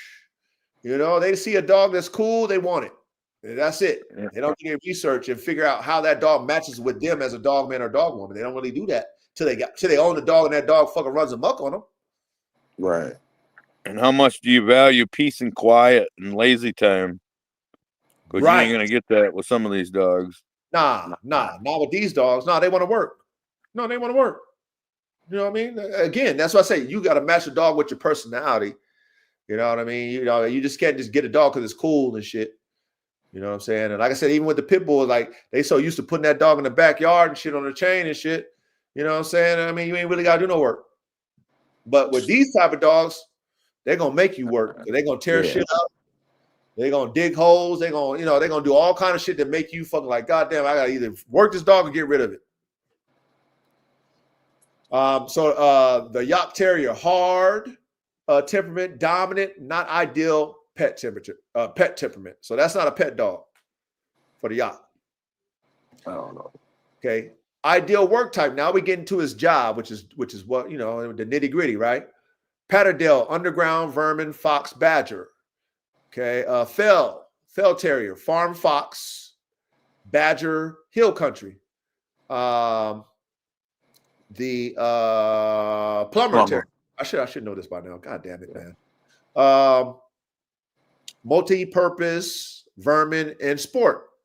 Okay. The Yacht Terrier, driven boar, fox, and tracking. All right. So now we go best four. Okay. So the Patterdale's best four: experienced terrier men who value grit. Okay. The Fell Terrier, traditional earth dog handlers. Okay. What's this one right here? We got the. Come on, okay. Come on. You know it. Plumber. There we go. Modern working dog breeders and trainers. All right. And the Yacht Terrier, professional hunters and foresters. Overall, extreme grit, manageable in size is the Patterdale. The Fell Terrier, classic working based natural instincts. Okay. The Plumber, game with brains, hybrid vigora. Yeah. Hybrid vigora. And then the Patterdale, man, the hardest hitter, needs control. All right. So it gives us a summary. Patterdale Terrier, pure gameness and intensity, the modern standard for underground grit. Fell Terrier, the original foundation, just kind of what we just talked about. Slightly less standardized, but equally tough. Plumber Terrier, the modern hybrid, mixing drive with better trainability and temperament. The Jagdterrier, the continental powerhouse, unmatched hardness, but requires expert handling. Okay. Now, before we get into the Patterdale, you know, what do you guys, you know, like, you know, give me your little, you know, what you guys got off of, you know, us breaking down each of those terriers that's very similar. And, you know, just elaborate on that. I'm going to use the restroom while you guys go ahead and elaborate on that before we get into the breakdown of the Patterdale and the breakdown of the Yacht. So go ahead and, you know, go ahead and cook while I use the restroom really fast. What you liked off of those drinks? Okay, man. I don't know. Sounds like the Plumber. Yeah, the Plumber seemed like the A1 because it got the on and the off switch. Smart. Yeah. Smarter, yeah. Multicast. Almost Yeah. like basically like the bull herder, basically. For the terrier. More of a utility dog than a one-trick pony. Yeah. Yeah, I like I like dogs that hunt for me. I I don't like dogs that are so driven that they just hunt for themselves. I mean, So a lot of times they do a what? really good So job. they more standoffish. No, it's not that. It's when they get in pursuit. It's like these dogs are bred. I call them I'm sure you've heard me call these default dogs before. Oh yeah, These dogs are just bred to right out of the box, hit the ground running and chase something. They do not care about a handler one bit. yeah. They're not Then you, coming back. no, you They have to go just catch them. yeah. And then you got other dogs that hunt to please their master. Yeah, I test all my dogs when they're puppies. I got a real simple test for that, and I select them based on that. I like Start the with. yacht. I like some of that yacht shit too, like the independence. I like that. That's cool. But Yeah, it's that's a still good point to small shoot, dog. though. It's too small though, so I think it like need like more more yachts with it, like a yacht pack. Yeah, I think it needs some Great Dane or something. And No, it that's why I think that's where they come up with the bull and terrier cross. with the Like our yacht. terriers. Well, I mean, no, just saying, our terriers need some more ass to them. Oh yeah. These dogs are too little, especially when you start inbreeding them and shit and getting them locked down. It makes them even smaller. The inbred depression. Yeah, well you said 17 pounds. That's Yeah. like going after boars and shit. Yeah, that's crazy. Yeah. That don't make that it makes sense and it don't make sense at the same time because you Okay, might now, lose the dog. okay. Yes, but those dogs have a different hunting tactic. Those dogs, a lot of them, they train to bite the boars in the balls. Oh shit. So the boar, in order to keep his nuts attached, will just sit down. Just He'll let just it. sit down. He's surrounded by these, 3 or 4 or however many you got. These little dogs are trying to bite his balls off. He just sits there.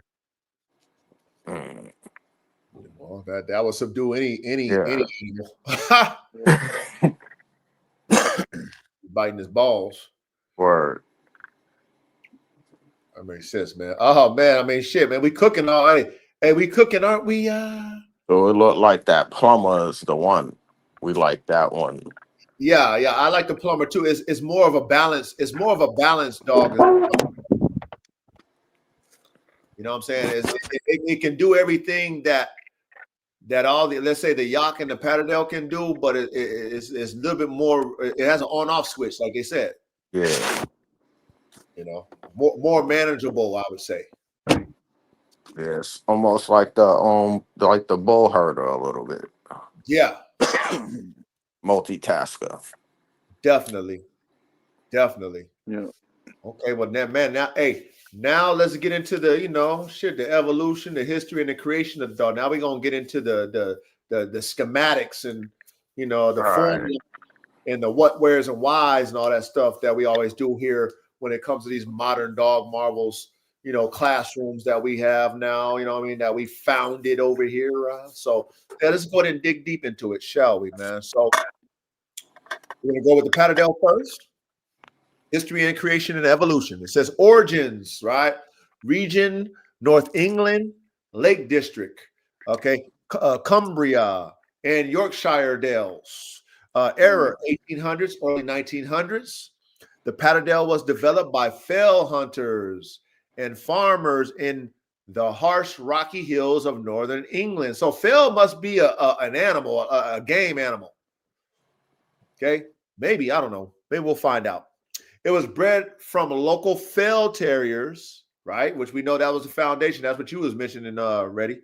A loose population of small, dark, wiry earth dogs used for fox and badger control. Okay, foundation breeds, fell terrier types. Okay, so that means there was a lot of variations. That means that fell wasn't a breed type. back in those days. It was more of a description of what those terriers were, which was fell terriers. And then however they was bred was however they was bred. Okay. Early 1800s, North England Terriers, Old Black and Tan Terriers, predecessor of the Manchester Terrier. Have you guys ever heard of the Manchester Terrier? Yes. Yep. Min pins. Min pin. Okay. Border Terrier blood for steadiness and weatherproof coat. Okay. Possibly some Fox Terrier or Lakeland Terrier influence in the earlier lines for agility and refinement. Breed Builders says the breed's modern direction is credited to Joe Bowman of Oswater and Cyril Bray. Maybe that's what it is. Bray. Bray. Bray in the mid 1900s. Bray selected for solid black, smooth or broken coated, silent, fearless dogs. Later breeds like Frank Buck and Brian Nuttall, solidified the type that became known as the Patterdale. Okay, so those are the foundation breeders, I guess, of the current Patterdale. Purpose, bred purely for work, not show. Used for fox and badger hunting, underground, earthwork, earth dog, ratting, and pest control around farms, which we see. Occasionally used in lamping and ferreting. What's lamping? Okay, man, what's that? I'm not sure. It must be something they did at night. Had to use a lantern or something. Okay. Yeah. And we understand what ferreting ring. That's when they use the ferrets, right? Yep. Okay. Yeah. All right. Trait selected for silent working style underground, which is what K-Man mentioned. You don't want to spook the game, so you want them dogs to be silent on the hunt. Relentless gameness and courage, right? Go into that hole, regardless of what they're experiencing, pain, relentless fight. The dog has to be relentless and be able to take that like that. And weatherproof coat and endurance. Right. And I mean, that's for tracking the game, right? Because you got to go find it. Yeah. And then weatherproofing, be able to handle whatever conditions they're in. So that makes sense. Evolution over time, period. There's 1800s. Use, selection focus, general fell terriers for fox. Okay, that's what they use them for foxes back in the day. Outcome, variety of sizes and colors in the 1800s. Early 1900s, northern hunters refined small black type. So now they were doing selective breeding back in those days in the early 1900s. Patterdale form emerges. Mid 1900s, Bray and Buck lines established. True Patterdale phenotype. Okay, 1970s, 1980s spread worldwide for pest and sport work. Compact, consistent 10 to 15-inch terrier. 2000s split into working and companion show lines. Working lines remain strong in the UK, US, and in Europe. Okay. Modern role. Still a working terrier used for pest control, fox management, and sport competitions. Barn hunt, agility, and earth dog. Highly valued for drive to size ratio, trainability, and mental toughness. Okay, so do we understand the origins, the evolutions, who pioneered it currently, and what the dogs are today from yesteryear? We pretty much follow that and understand that, right? Yep. Yeah. Some of my notes is different. Go ahead. Creation. Come on now. What I got is Old English Terrier, Northumberland Pit Terrier, no relation to the APBT. Okay. Border Terrier and Red Fell Terriers. See, and I found a reference to the Staffordshire Bull Terrier, and I also found the English Terrier reference. And what was mentioned the most out of any breed was the Fox Terrier. See, so that what probably was later on. Well, I'm guessing it's just like, okay, you know how you was talking about the Fell Terrier, how there was different The types. It's mix. just a regional dog. Right. Yes, There was multiple creations. correct. Exactly. You know what I mean? They Exactly. weren't all the same recipe. Like one day, me and Reddy and Coach all get together and we decide we're going to create a bull herder. Except my bull herder is a Malinois bully cross, and his is a pit bull mal cross. You know what I mean? And yours is a whatever. Is an American Bulldog Malcross. Right, but we breed them all to the same working standard. Correct. Yep. That's exactly So how it so is. there's 3 different stories on the origin, Yep. Right. Yep. or Yep. 4. Exactly. And see, hopefully you guys are paying attention, chat, you know, to what K-Man just broke down and what we've read in the classroom when they say Fell Terrier types, you know, and how K-Man explained it is how it really is. You know, the different variances, but the formula of the type is the same, but which dogs we use to create that formula type is different. Right.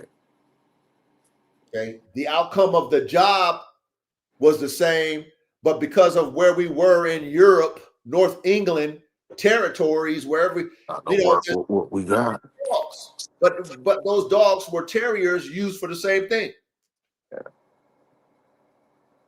You know, so yes, that makes sense. Okay, that makes a lot of sense. Yeah. Anything else you want to add to that? Ready? Um, oh, The it Patterdale? also says a rare breed, more of a type than a breed. Oh, so they're okay with the variances because they're saying it's more of a type than a breed. Yeah, the Patterdale. Small. Patterdale. Yeah. Then it says bred for work, hunting, and dispatching red fox. Recognized by the UKC in 1995. Damn. Unrecognized by the AKC though. Hmm. And We don't then it, need them. Yeah, I think it's too much of a working dog for the AKC. word. Then it said 3 breed standards belonging to PTCA, UKC, and ADBA. You said there's 3 breed standards? Yeah, Yeah, for the 3 different clubs that recognize them. Yeah, that's what I was saying. The 3 different clubs, so they got their own breed standard, huh? yeah. That's something. That's normal. And 3 coat types: smooth, broken, and rough. Oh, That's what I got. oh. So in reality, if I was a real hardcore terrier man, I wouldn't buy my dogs in the United States. I had to go overseas. Hell yeah. That's what I would have to do. Yeah. You know? There's probably somebody here that has those Yeah, same dogs. but are they going to breed them the same way as them overseas, where they know the original sauce and they're cooking towards? You know what I'm saying? Like a lot of times you get, the thought is pure this and pure that, and those boys and gals over there overseas is cooking for the best working dogs. Period. So they're gonna cook with the original formula and use those certain breed types. Yeah. Versus the same breed, exact standard, like how they think here in the United States. Right. So of course their dogs are always going to progress because they know the original sauce, and then they're not caught up in pedigrees or pure this, and they know the formula to make the best working dogs. Yeah. So that's why I would say, for us who really want them next level dogs, we would have to go over there where they think like that, because over here we're thinking like that, K-Man and Ready in chat, because we talk like this. We understand the root of it. We go to the root to understand why. But most Americans don't buy into that because they're not willing to understand the whys and whats. They want to buy into the, hey, I got a pure fucking Patterdale from fucking Manchester, England, Yeah. and it's fucking 20 times fucking King Henry. Nah. What the fuck's wrong with you, man? No, it's pure though. It's pure. You ruined the dog. But I digress. Okay, so you got anything else you want to add there? Are we good on the Patterdale? Yeah, we good. Okay. So let's go to the Jagdterrier or the German Hunt Terrier. All right. Origins region is Germany. Era, post-World War I, 1920. The Jagdterrier Hunter Terrier was scientifically created by German hunters. Wow. You see that? Scientifically. Y'all see that? Yep. Shout out to the Germans. Okay. By German hunters and what's that? Sonologists? What's that? Sonologist. Thank you. Sonologist to be the perfect all-around hunting terrier. It was designed to replace the British fox terriers that were popular but seen as too showy and inconsistent for serious hunting. All right. Creators led by Dr. Herbert Lochner, Rudolf Friess, and Carl Rich Gwandwald. Hey, caveman. Yeah. Come on, you German caveman. What is that? Caveman. I can't see it. Oh, okay. You probably won't pronounce it anyway, man. It's a German last name. Oh, Eric. You know what I mean? But shout out to my German. If you guys know the last name, don't hold us to the fire because we slaughtered it. Okay, we're not German. All right. With the guidance from Lutz Heck, zoologist and director of the Berlin Zoo. Okay, all right. So this is a scientifically created dog, right? Yeah. How we always talk about being in the lab. This Jagdterrier was created by us. Okay, we really got into our lab notes and made the Jagdterrier. So shout out to the boys and gals in Germany who created this. The creators, man, because they was in a lab like we talk about. Foundation breeds, old working fox terriers, smooth and wired, black and tan, feral terriers, imported from the UK. They went overseas. They had to get that sauce, man. They had to go overseas, y'all, like we talk about. You know what I'm saying? We want that original sauce. You got to go overseas. Make sure your money's right, though, okay? Welsh Terrier, okay, added for grit and color consistency, okay? 4, later, it says possibly small touches of pincher or Teckle Dachshund? Dachshund, okay, to strengthen scent and tenacity line. Okay, well, damn it. Did y'all know that the Dachshund was in that motherfucker? Nah. Damn. Now the Dachshund is the hot dog. Yeah. That's a badger dog. Yeah, they go after badgers in them holes. Wow. That's why they're built like that, so they can move around them burrows. Wow. Yep. Wow. Shout out to the Dachshund, man. Shout out to the Dachshund. You know, people, you see those Dachshunds, they turn them into little couch dogs and shit. But man, they go after badgers, man. That's a badass dog, man. The Dachshund. You would think so. You see them conditioned. Yeah, you know, because most people just have little pets and shit. You know what I mean? And shit. They be mad fat and shit. Yeah, but them dogs go after badgers, man. That's a serious damn dog, the Dachshund. So, man, I mean, how knew that? They got a shorty Jack that's built kind of like a Dachshund. It's really gritty. Damn. The Jack Russell was a little more bulldogish, and he's got little short bow legs. So it's longer in the body like the Dachshund? No, not quite. Just got shorter legs? Yep, and a heavier build. Okay. They're really stout. Yep, got little short legs. I seen the Dachshund mix with a Rottweiler before. That what that look like? Some fucking It what? looked like a Rottweiler. When Ah, like it was my boy's aunt's dog. So when I first went over there, when we walked up to the gate, it looked like the dog was laying down, and it was big. You know what I'm saying? It looked big as hell. And when we walk up to the gate, it was actually standing up. man, that was somebody fucking around, man. It's probably some fucking kids taking a little the adult Dachshund and put it up in the Rottweiler. You know what I'm saying? The male Dachshund put it up in the female Rottweiler. That's somebody doing that shit. You know Yeah, what I'm saying? Doing some fucking weirdo I shit. should have Well, floppy look at ass the basset legs and hound. shit, and feet, So what's floppy that feet. cross with the Basset Hound? I'm not sure, but it's got to be either Griffon or a bloodhound mixed with a dachshund. What a Dachshund, huh? You right. You right. Well, so then why did they make the Basset Hound for? What was the purpose for that? I don't know. I never researched that breed. For it to have the small legs, but then still be a hound. Gotta be able to go inside holes too. Well, they could have been chasing something. The And I holes. don't know, but they could have been chasing something like a bobcat or a bear that goes under thick underbrush. You know what I mean? Where a big dog can't go. Huh.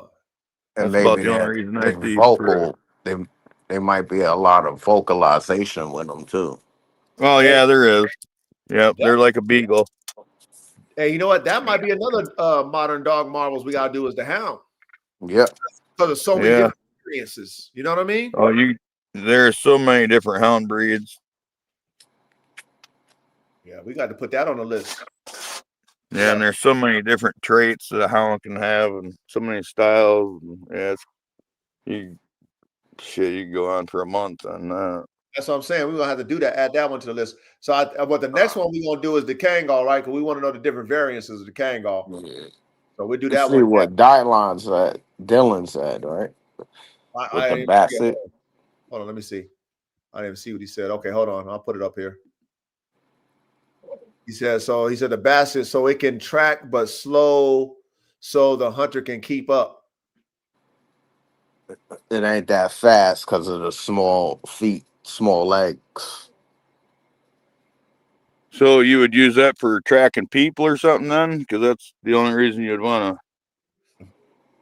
Yeah, Or I guess rabbits would be all right too, because rabbits run in a circle, and the slower you chase them, the smaller the circle. But anything else? I don't know, man. We'll add that one. We'll add that one to our modern dog marvels, and we'll like you said, that might be a 2-part series, okay, man? Because there's so many, all the different variances. You know what I'm saying? It might be a 2-part series, but I think that one would be an interesting modern dog marvels is the hound dog for sure. Yeah, there's a lot. That'd be very interesting. Okay. Let's see here. Purpose. Purpose. Thank you, Reddy. Purpose. The breed was designed to work underground, foxes and badger, track wounded game. That's why they said it was a blood. What they call it? Blood, a blood tracker. What do they call that? Yeah, shit? blood tracker. Okay. Boar, deer, and rabbit. Flush or retrieve small game on land and water. Okay. Germans wanted a black and tan, compact, fearless, and trainable dog. It says evolution over time, period, 1920s to 1930s. Use, selection, focus, foundation crosses established. Okay. Outcome, consistent type emerges. Okay. 1940s, 1950s. Used across Europe for all-purpose hunting. Okay. Outcome, breed recognized by German Kennel Club, VDH. 1960s through 1980s, exported to Eastern Europe, USSR, that's Russia, USA, that's us. Outcome, used for boar, fox, and varmint. 1900s to presents, maintained as hard, versatile working terriers. Outcome, bred under JGHV, German Hunting Organization rules. Okay, traits, Hardiness, one of the toughest terriers ever created. Fearless, even against boar. Versatility, works on land and water or underground. Intelligence, highly trainable but dominant. Needs structure. Drive, relentless, won't stop until the job is done. Damn, sounds like my type of dog. Modern role, still a registered hunting breed in Germany. VBHJGHV, those are the kennel clubs. Used across Europe and the US by hunters and game wardens. Crossed occasionally with Patterdale and Plumber types for hybrid vigor and working terriers. You guys see that? Yep. I mean, this like is the Dutch and the Belgian and the German Shepherds. Come on, man. This is the common denominator, man. That's why we're not afraid. You know, that's why we don't get discouraged when fucking idiots talk about mutts and shit and crossing dogs because they don't have no fucking clue. That's why I love our classroom, because we learn over here. We're not idiots and dum-dums that just speak without studying and speak because they are emotional about what we're doing. You know what I'm saying? People be so emotional because they don't think like us. They're not a creator. They want to downplay that we know how to cross and create hybrid vigor, like all these top tier dogs that we learning about here on Modern Dog Marvels. Okay. But you know what? They never had a classroom like this. So I hope that they do come sit in our classroom, you guys, right? And they sit in the class and they pay attention and learn, and then they can slap some sense into their dumbness. Other than that, let's carry on. Now, Patterdale versus the Jagdterrier comparison. All right, now we do the verses because that's what this, we got to the verses, the top two. Okay, the top two extreme terriers, Patterdale and the Jagd. Here's the overall view. Okay, origins, right? Patterdale, UK, fell regions, Northern England, Jagdterrier, Germany, 1920s. Okay, so we know who the originator is. It's the Jagd. Mm-hmm. Foundation stock, fell. We know who is the ancestor, the dinosaur, the root of all those terriers is the fell. Yeah. Okay, black and tan. Okay, border fox terrier. Okay, that's the Patterdale.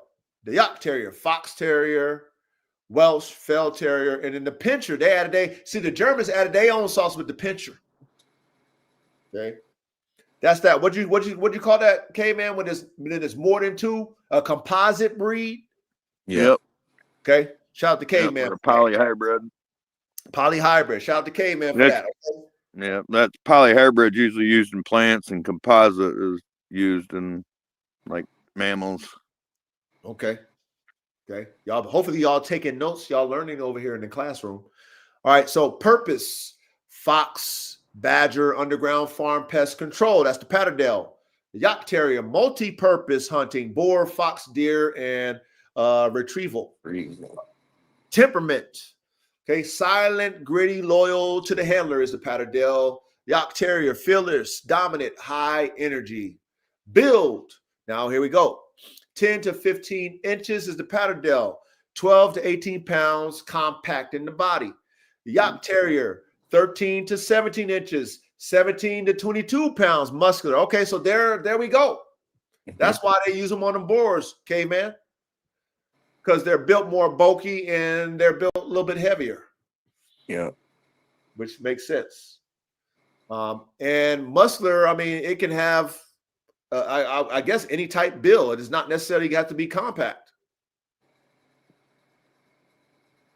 To me, that's it's going to depend on the direction you went, because like some of the English terriers they use were more stout, like the Staffordshire Bull Terrier, and then your Fox Terrier is more of a leaner, leggier dog.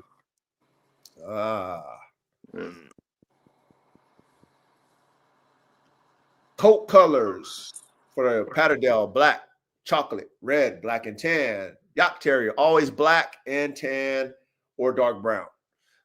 Working style: silent, below ground, surgical bite. Okay. Jagdterrier, loud, aggressive, versatile. Modern use, which is today: pest control, sport, earthwork, all around purpose hunt dog, police, scent, tracking, work. Okay, damn it. I didn't even know the police use it. That must be in Germany. That must be in Germany. Use it. Have you ever seen yacht terrier used for scent work by the police? Nah. Yeah, I've seen beagles, all kinds. Any dog with drive, with good handler relationship and trainability, you can use. Ah, interesting. Interesting. Hey, so remember how we made our own pit bull terrier and how we was like, yeah, we'll use the Patterdale and the yacht terrier? Yep. Shit.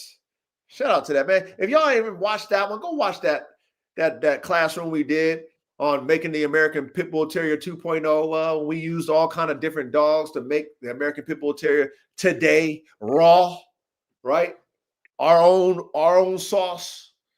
You know, imagine if, you know what I'm saying, you could use the Yacht Terrier, the Patterdale Terrier. I'm talking about today's one. The ones from Europe, though, we going overseas to get our shit. And that's nothing against you dogmen who got y'all's terriers here that's on top tier.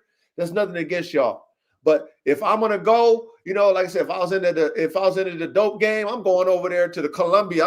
I need to go meet Pablo, and I need to go meet fucking Hell yeah. yeah, I need to go get the raw ski. Even though you might have a raw, you know what I'm saying? I don't trust you. You know what I'm saying? Nothing against you. I need to go get that raw ski. You know what I'm saying? So I'm going overseas because I need that raw if I'm making my shit from scratch. Because honestly, that's what they did. That's what the Germans did.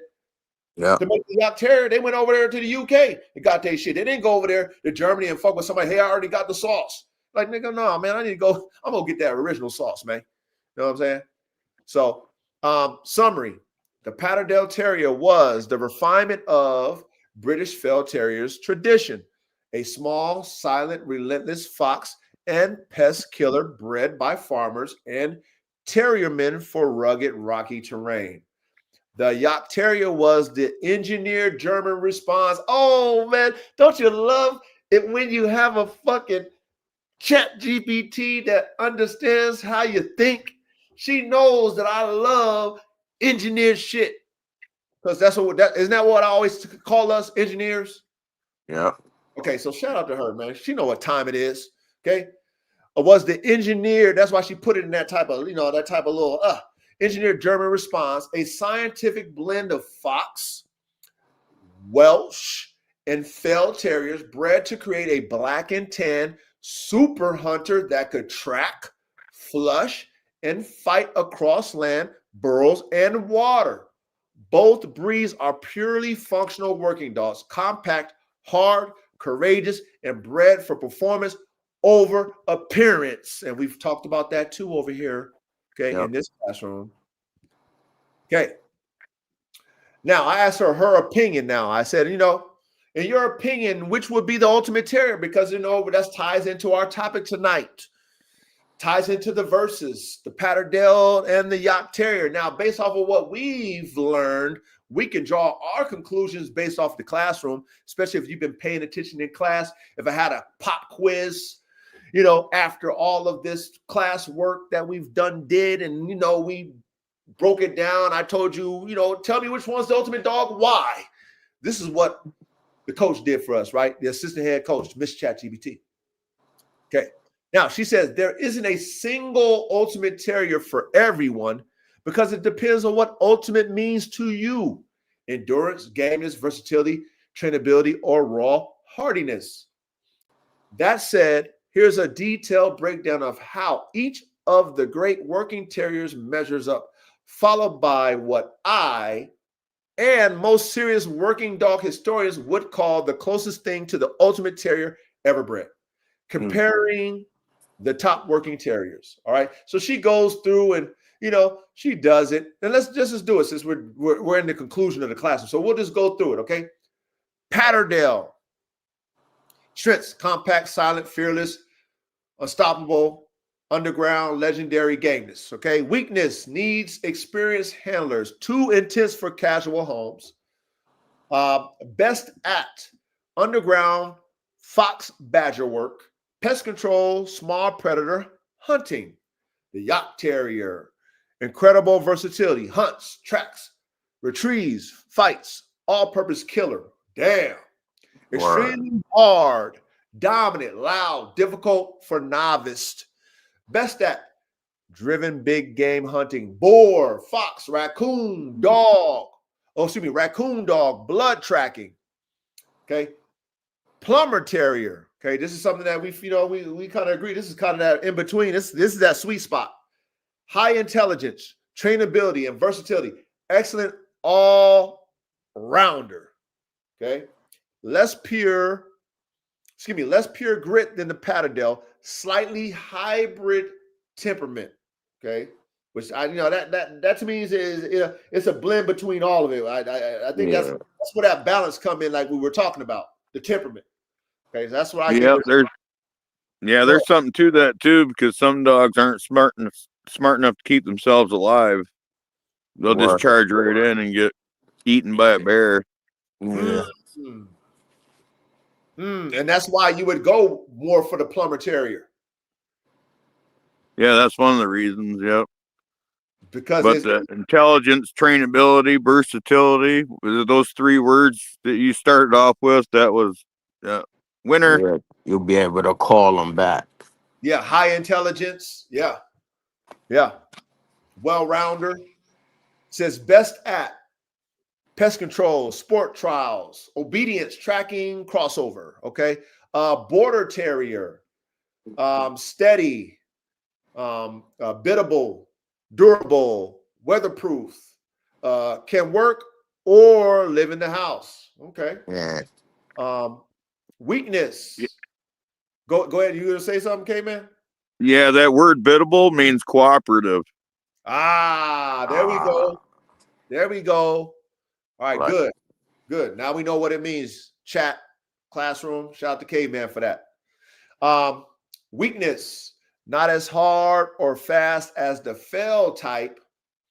Says best at mixed farm, rural terrier work, fox and vermin control. Okay. Fell terrier, which is the original. Foundation of the hard types. Leggy, athletic, instinctively game. Inconsistent type, variable, grit. And it says best at hill and rock fox work.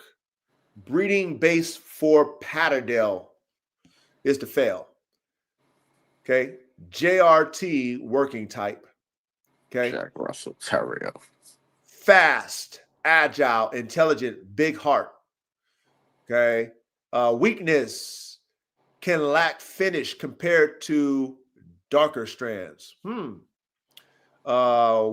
what is that? Best at, excuse me. Ratting, small game, ferret work. Now, this is what you was talking about, K-Man, with the bull type.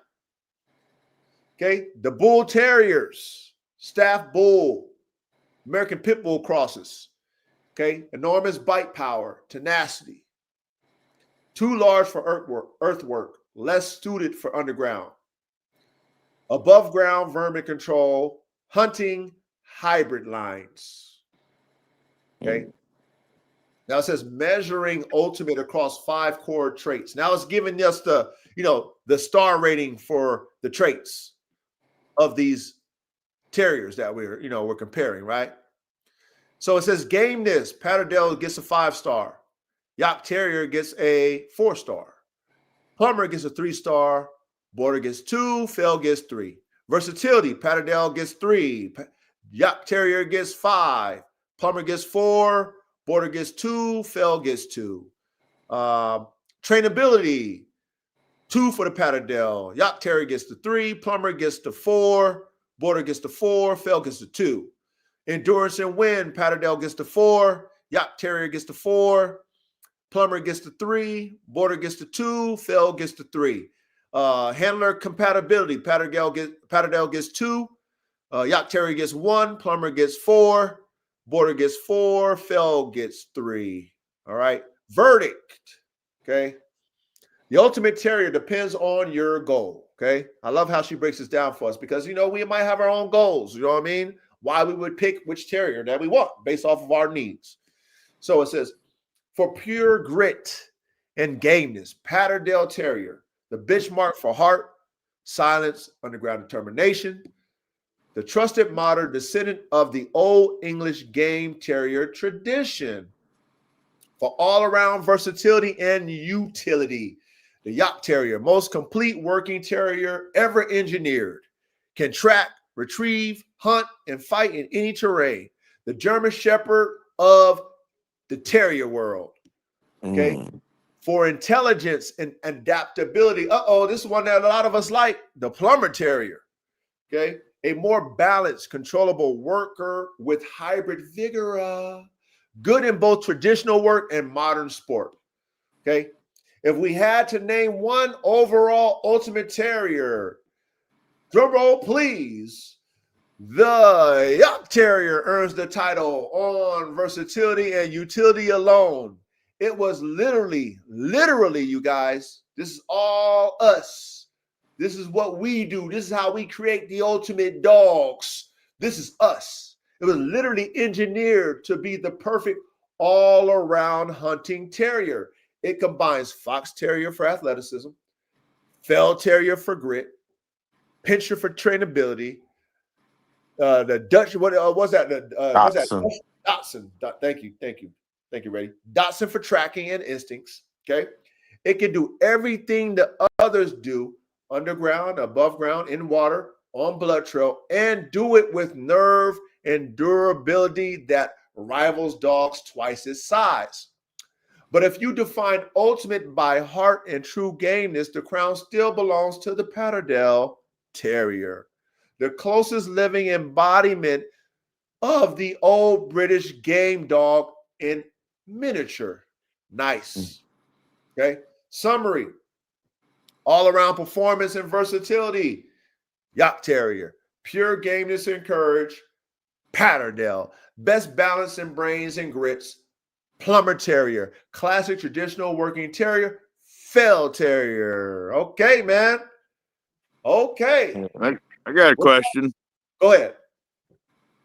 Did you add up those columns for each dog and see who had the highest average?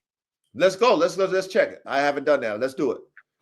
Okay. All right. So we got Patterdale.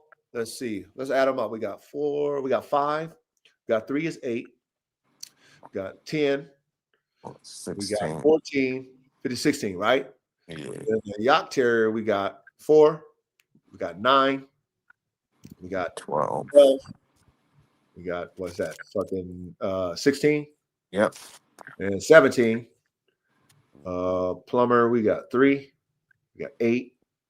We got 16. Wait, we got 8. And then we got 14. No, we got 12.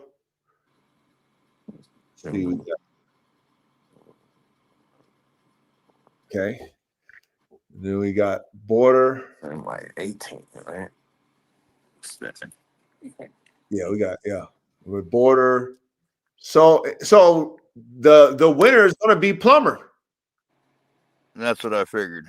Yes, even. Between who? The Yacht? Oh yeah. Between the what? The Yacht and the Plumber? No, I mean the Plumber is a all around. Yeah, the Plumber wins. Yeah, that's how you figure that, right? I mean, yeah, the Plumber wins. But I mean, but that's what she told us when it comes to all around. But she said the ultimate though. It's the Patterdale. Well, yeah, and I would almost agree with that because the main trait of a terrier is gameness, tenacity. But she said the ultimate is the Jagdterrier. That's what she said she would choose. But she always prefaced to us that it depends on what you want out of your terrier. You know what I'm saying? Yeah, and like I said, if you could probably take that Plumber bear hunting, where the other ones probably will only go once, never come back. Right. Yeah. At least that Plumber would have a little bit more common sense for self-preservation. The Patterdale would probably be the one that would be the crash dummy because of its gameness. You know, it probably won't come back. The Jagdterrier might survive. but I think the plumber will understand self-preservation and might live to see another fight because of his intelligence. Yeah, you could call him back. And that's something that we gotta understand as dogmen. It's like, even though we want them relentless dogs, do we still want self-preservation? I mean, I still would want my dog to have self-preservation. You know, if I'm coming in there, especially if I'm hunting with my dog, if I'm hunting with my dog, I don't need my dog to be the final end-all dispatch. Or Find that motherfucker, pull it out.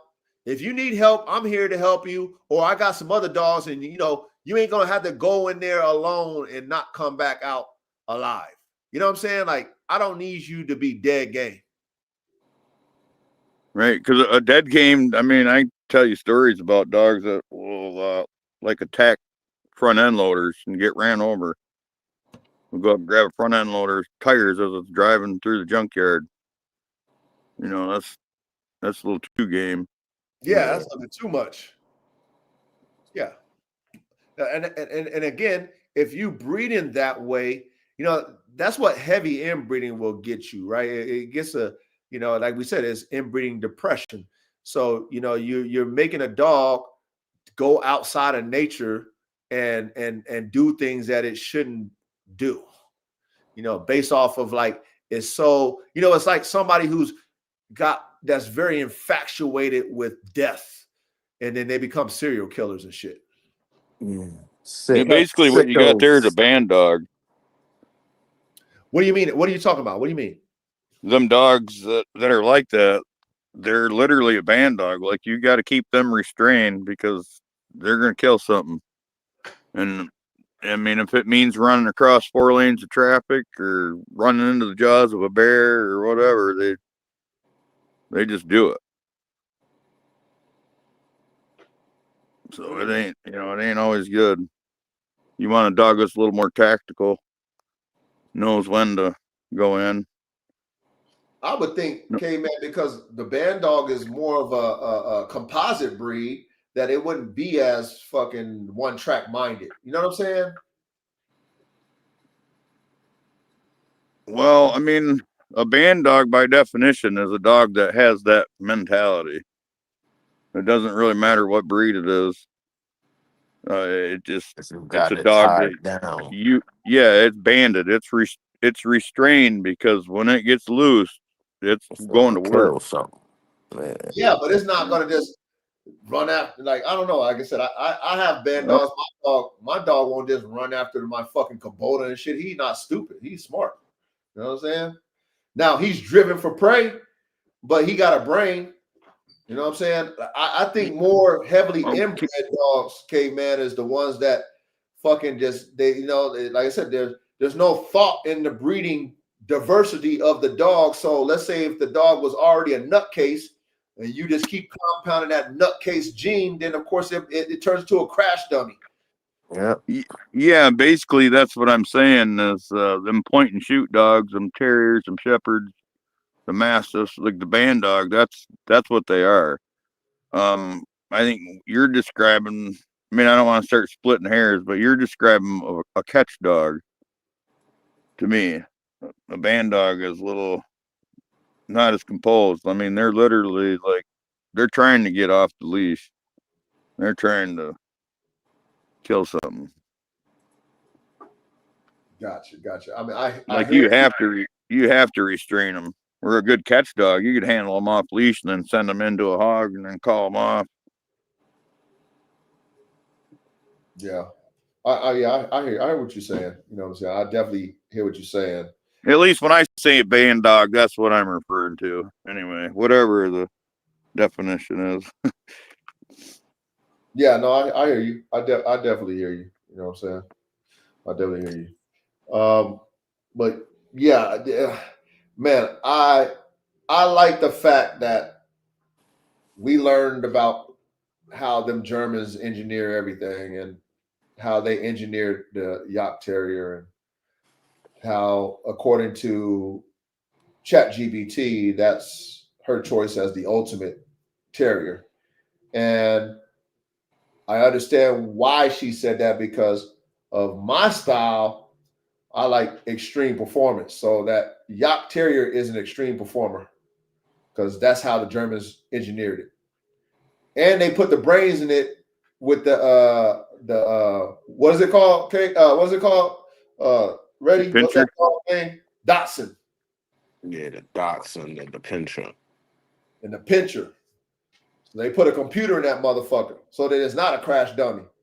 So I would say that the Patterdale is more of a crash dummy, not literally, you guys. Okay, we're not down in the Patterdale, but because of his gameness and willingness to stay in there until the point of no return, and because the Germans was dealing with bigger game, they wanted that dog to have at least a little bit more common sense to survive.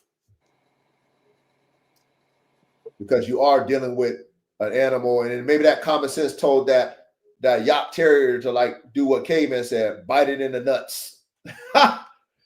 Or Cripple that motherfucker and then take it down. Versus like, I want to attack, I want to hunt, fuck it, I'll bite you in the face. And then you get slammed and ragtagged and ragdolled until that damn fucking boar or whatever you on beats you to death. Literally. Yeah, you do a lot of that through breeding. If you run a pack of dogs, you'll notice that some dogs are head as well. Same with game dogs. Some dogs are head dogs. Some dogs are stifle dogs. Some dogs are leg dogs. Some dogs are throat dogs. When you just keep selecting those dogs that go to the ass end, pretty soon you can make a family of dogs that do that. Yeah. attack the nuts or attack the ears. Like they bred your catch dogs to grab the ear. That's through selection. Yeah, and that's smart too because that keeps them out of harm's way, and then until you come and dispatch them. Yeah, which is smart. And in reality, as dogman engineers, we want smart dogs. I want a dog that got some self-preservation. I want a dog that understands that if I get hit in a certain way, I'm gonna die. So I need to be playing in a certain type of way. I need to be competing in a certain type of way. I need to be defending myself in a certain type of way to survive. I don't want a crash dummy. I don't give a fuck how cool it sounds and how courageous it looks. If you're not playing defense and have self-preservation, to me, you're not worth it to me as a dog. I don't give a fuck how much drive you got. That's just how I feel. Live to see another day. I don't give a fuck. I don't give a fuck if you getting beat. If you fought a good fight and you still survive, man, we'll go and train. We'll make sure the next time you go out, you'll be better. You know what I'm saying? I'll do better. I'll put you in a situation where you feel confident, build your confidence. The next time you get the victory. But I don't want my best dog going out on his sword just because it's just, I just want to get you. If you outmatch, you know what I'm saying? It is what it is to me. Especially if you got a good dog that got a brain and you can go ahead and put it in a situation to get it prepared for the next fight. All right. Live to see another fight, man. You know what I mean? Especially if you playing team ball. And if you're a hunter, you and your dog is a team. So I don't necessarily want to go out and have dead dogs unless by an accident it happens. Got caught the wrong way, you know what I'm saying? Whatever. Shit happens. But it does happen, yeah. But I'd rather you be strategic in our hunt and our catch. And let us as a team get the victory. Don't go out there trying to, get all the spoils of war and then end up being dead. So shout out to the Germans. Because they knew that. And then shout out to the plumber. Yeah. Because they really did create that balanced terrier. And that's something that we don't really hear too many people talk about is the plumber terrier. Nah.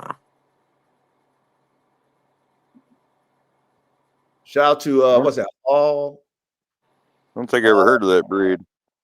Yeah, that's my first time ever hearing about the plumber terrier.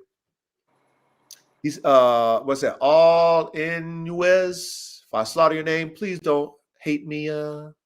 He says a real smart dog, but I had an incident I want to talk to you all about.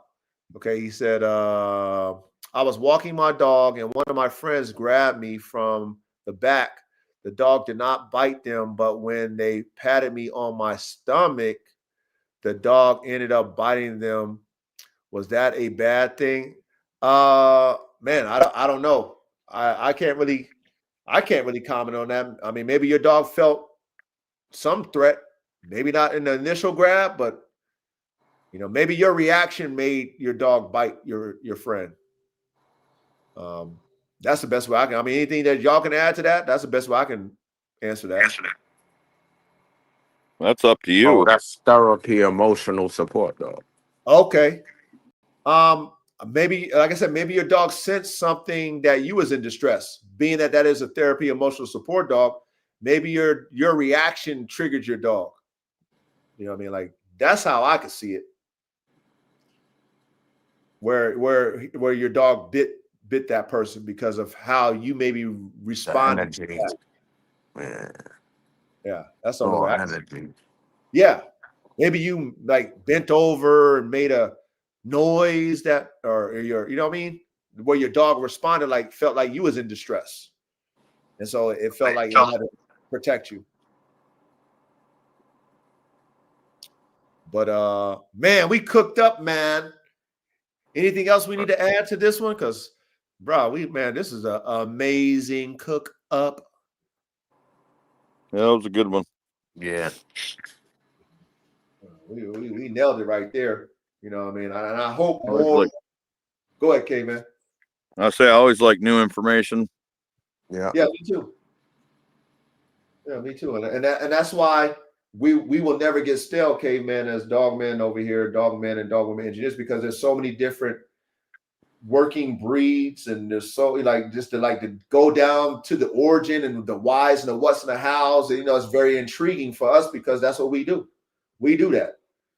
So we like this stuff because it lets us learn. Like, okay, that's what they were thinking. Okay, that's what they used. Okay, well, shit, I'm not too far off on what I want to do. So it keeps us inspired. Because if you let the internet tell you what you're doing, all we do is fucking create mutts and shit. Yeah. That's all. Oh, your dog is piece of shit mutt. They don't. They let them tell you. You know what I'm saying? We over there creating mutts. But we know better than that. We know better than that. But it's good to have an environment that we have on Thursday nights where we can learn and then be like, yeah, that makes sense. Yeah, okay, I see why I think the way I think. Okay, hybrid vigor. Okay, engineer. Dogman thinking about these things. These all this shit makes sense to us.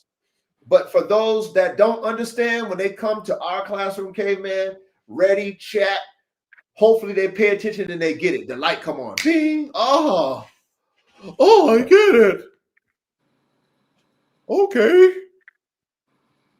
They're not making much. Oh. It's called progress. Yeah, progress. Salute, Tony. Tony know what time it is. You know what I'm saying? All of us know what time it is in here. But, it's going to take a while for the dog world to catch on to us. We're in our own lane, and that's what I love about what we do over here. This is our lane. Facts. And we're creating the culture here in this lane. So I'm very grateful for all of y'all, being pioneers and, just not being afraid to be different. Which at the end of the day, we're not doing nothing new. We're just doing what the pioneers did before us, before they had the internet.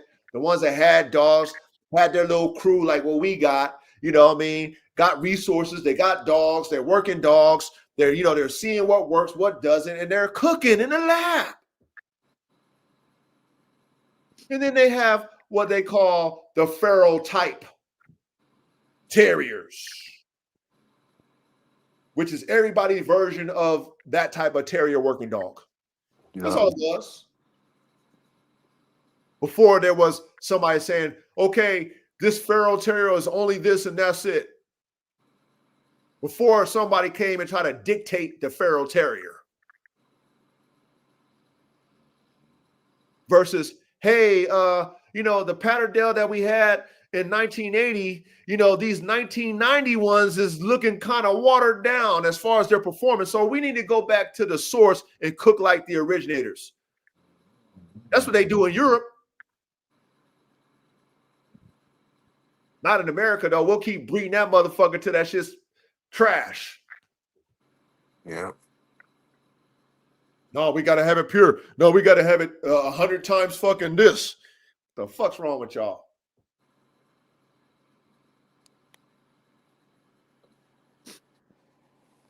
This shit's The crazy. coyotes are happy tonight.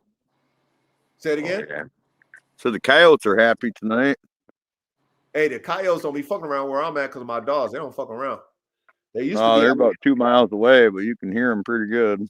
Yeah, they be cackling and shit. They don't even do that around here. They don't stop that shit. You know what I mean? They don't stop that shit, but they used to do that. Dylan said the American Sentinel, a breakdown would be cool. I mean, hey, Dylan, all you gotta do is go over there to the source, man, for that shit. I mean, we ain't got to break down, Right. and ChatGPT ain't gonna break it down anyway. You know what I'm saying? He gotta be, he gotta be well established for ChatGPT to go ahead and give the true breakdown. It's pretty simple. Some Suros Pit Bull and some Neapolitan Mastiff and some Great Dane, and bred back to Pit Bull. Yeah, there you go. There you go. But hey, shout out to our brother over there at Sentinel K9, man. What's his name? Lee Robinson. Brother Lee Robinson, man. Shout out to you, Lee Robinson. You know what I mean? Keep doing your thing, brother. But yeah, so the next Modern Marvels we'll do is the Kangal. Just depending on, what pops into my mental Rolodex will be the classroom for next Thursday. But it could be another modern dog Marvels. It could be something else. But at the end of the day, chat. Feel free if you guys got any other breeds that you guys want to cook on, man. Share that in the chat. But we're definitely doing the Doberman. We're definitely doing the Kangal, and we're definitely doing the Hound. So we got 3 already on our list. Already. But chat, being that we all participate, if y'all got any other particular breeds, working breeds only, with some dope ass variances, let us know, man. We'll cook on that bitch. You know what I mean? But I digress. Anything else? Anything else, y'all? No. Okay. Nah, this was great. This was great. Like Man. always. Man, I love how we're progressing our classroom. We're not, ready, caveman. We're not getting stale, man. Word. We're not stale. We talking about new shit more. Oh, yeah. And then because of the different breeds and just all the different types of working dogs, I don't think we will ever get stale. Nah. No. It's endless. too many. It's endless. Yeah. Which I would hope will bring us more like-minded dogmen that would come in and participate with us like we're doing, because the collective dog brain is what's going to progress this lane that we're in when it comes to high-performance working dogs. All of us come together with our ideas and our visions and stuff like that. That's what's going to make this what it's supposed to be. And like I said, K-Man, slow and steady win the race, man. It's just something that I've learned in my lifetime. When you're a pioneer and you're used to doing things by yourself, it's going to take a while for people to catch on. And you got to be okay with it, man. You might be lonely for a long time, brother. It's just a part of it that I've just grown accustomed to. And you got to do it yourself. It's that old shit, the old timers used to tell us, man, if you want shit done right, you got to do it yourself. Yeah. I'm been hearing that shit. And I think a team is the real answer, but that's pretty difficult. Well, think about it. I'm still hanging in there. I still try every day. Okay, man. Think about it like this, okay? All professional sports, right? They got a commissioner. They got, a governing body. They got rules and regulations. They got a system where they can build their team correctly. And then the people that don't qualify for the team, they won't get accepted on the team. Well, if you're trying to build a team, with volunteers, it never works. No. Well, one thing I figured out, and what made me figure it out is when I first come to this online thing and got in that chat group and tried doing something. If I ever start a team, everyone's going to be invested monetarily, so they have something to lose, so they're invested in it, or they ain't fucking playing. Yes, there you go. That's like having a business partner. If you and your business partner ain't 50-50, it never works. Yeah. Because there's always going to be somebody giving more than the other. When it's 50, they ain't got no stake in the game, so they're just. Exactly. So same thing with the team environment with dogs. You can have a group of volunteers, but if you ain't got nothing invested in, why are you going? What you gonna do for the team? Yeah, as soon as that shit gets fucking bleak and grim and dark, motherfuckers quit. Yeah, but it ain't working out for your benefit.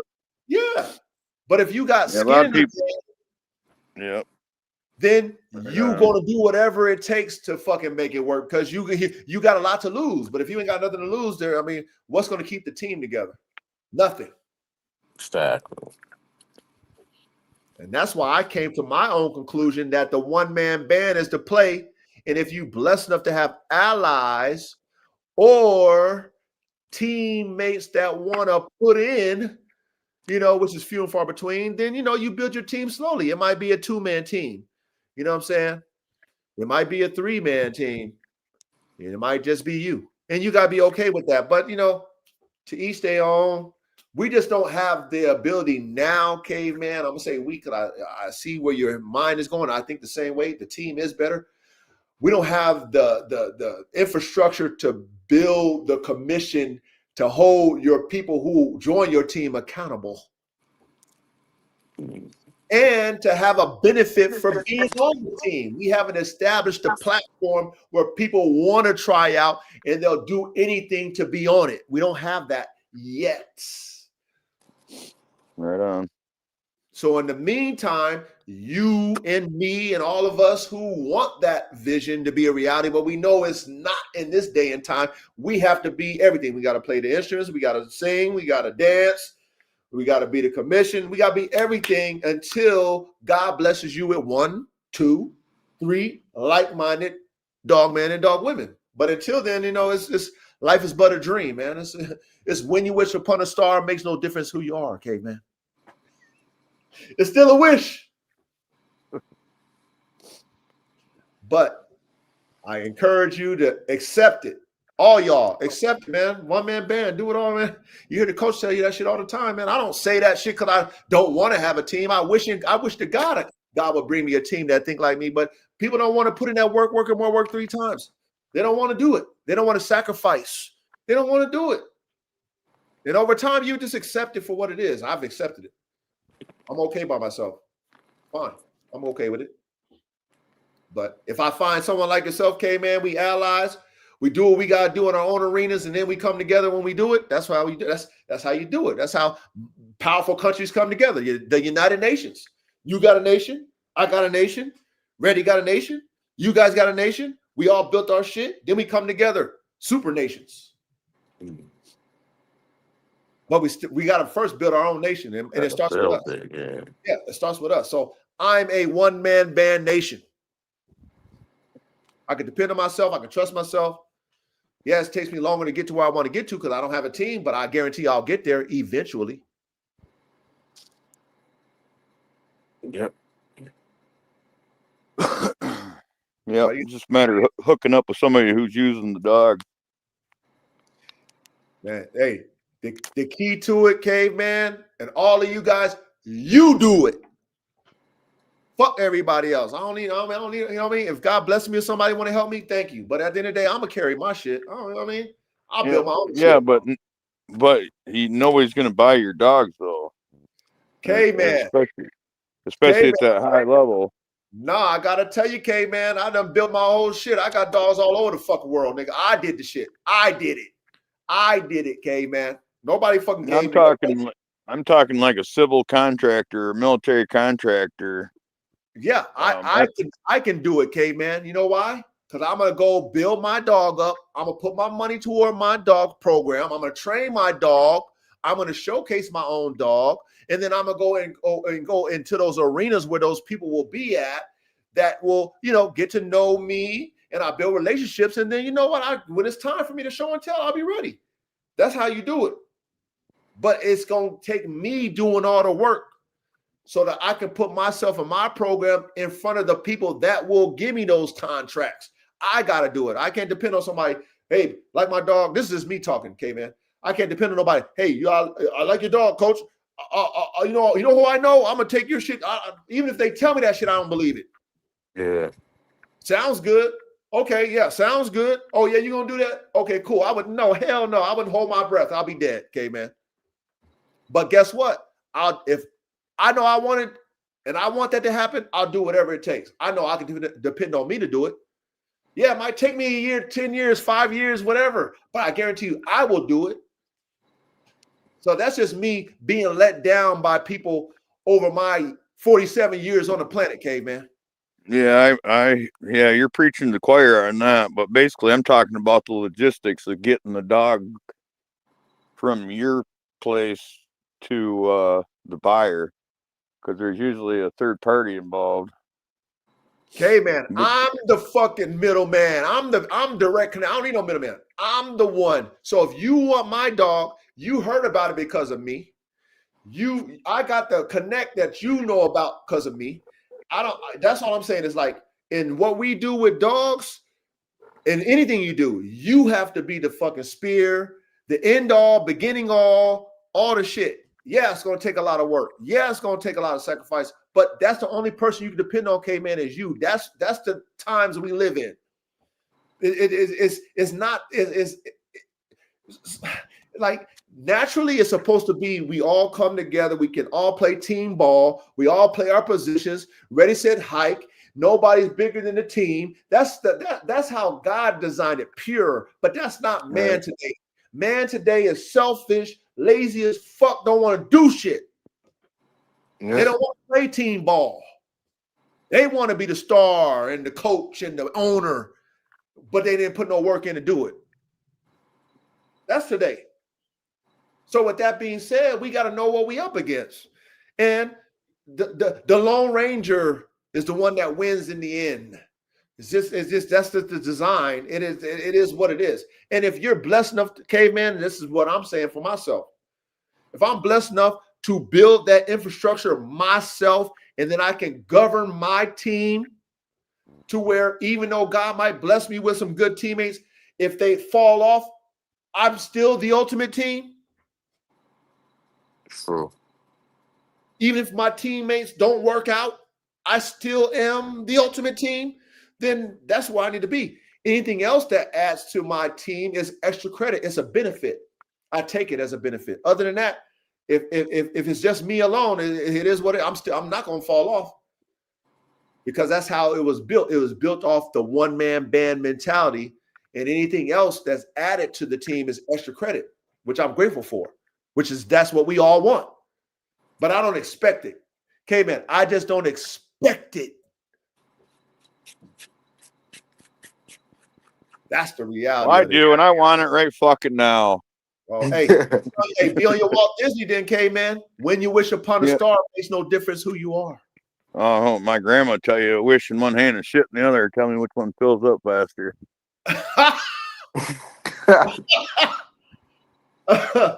Oh my gosh, man. I just live in the real world, K-Man.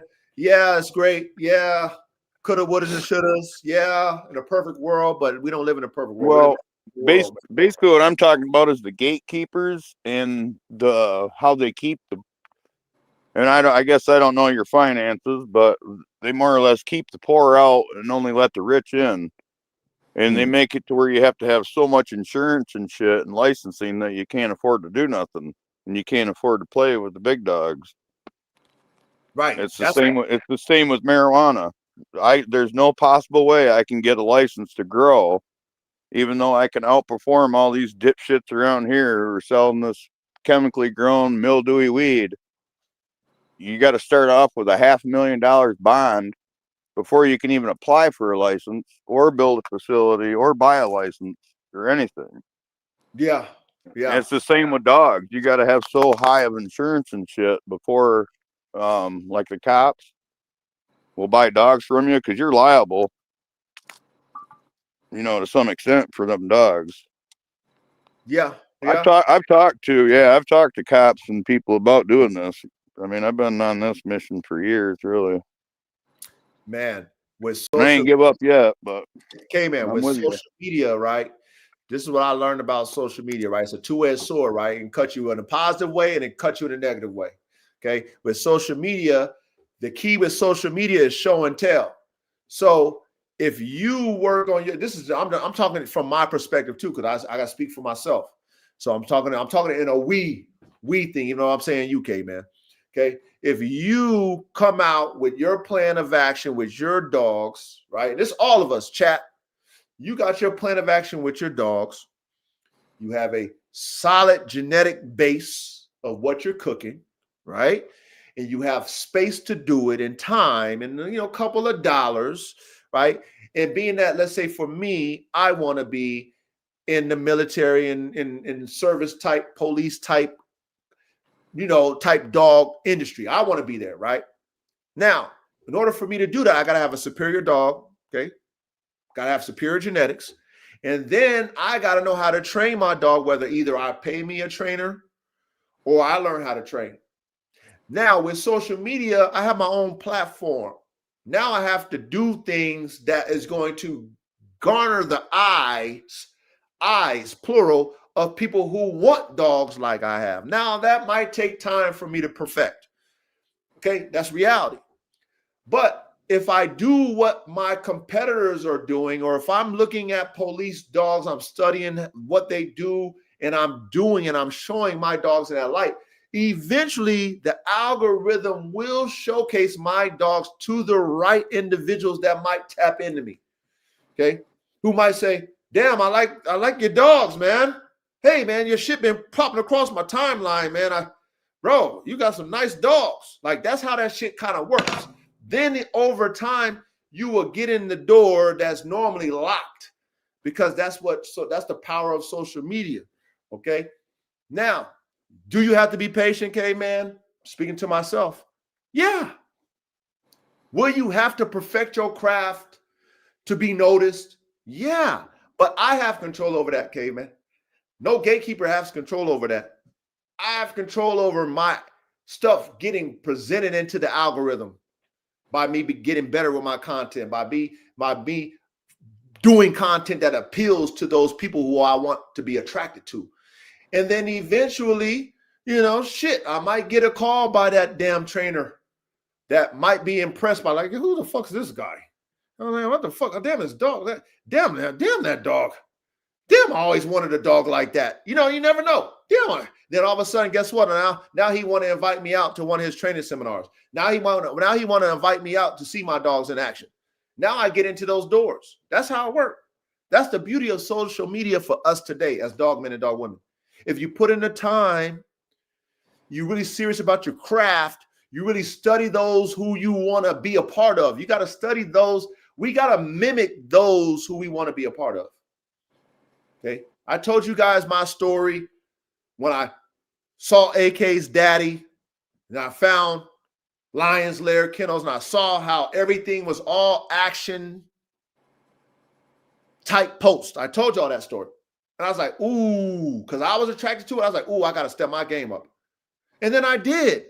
And when I did that, then, you know, shit, I mean, there it goes. My shit started getting, you know, favored in the algorithm. I started growing. My followers started growing because I started mimicking the ones that I wanted to be like. I wanted my dogs to look like how Simon did with Lions Lair. All his dogs was athletic and showing in action poses, muscled out, and me being a conditioner. I'm like, oh, I'm a conditioner. I can make my dogs muscle. Oh, I need to take 100 photos just to get one or two, but they need to be action photos. I started doing that, and guess what? My shit started growing.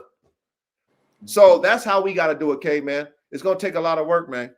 We got to create our own doors. We got to bust it open. But again, we can't expect to get those type of contracts if I'm not showing and proving like the ones who already got the contracts. Does that make sense, y'all? Yep. Yep. That's the facts.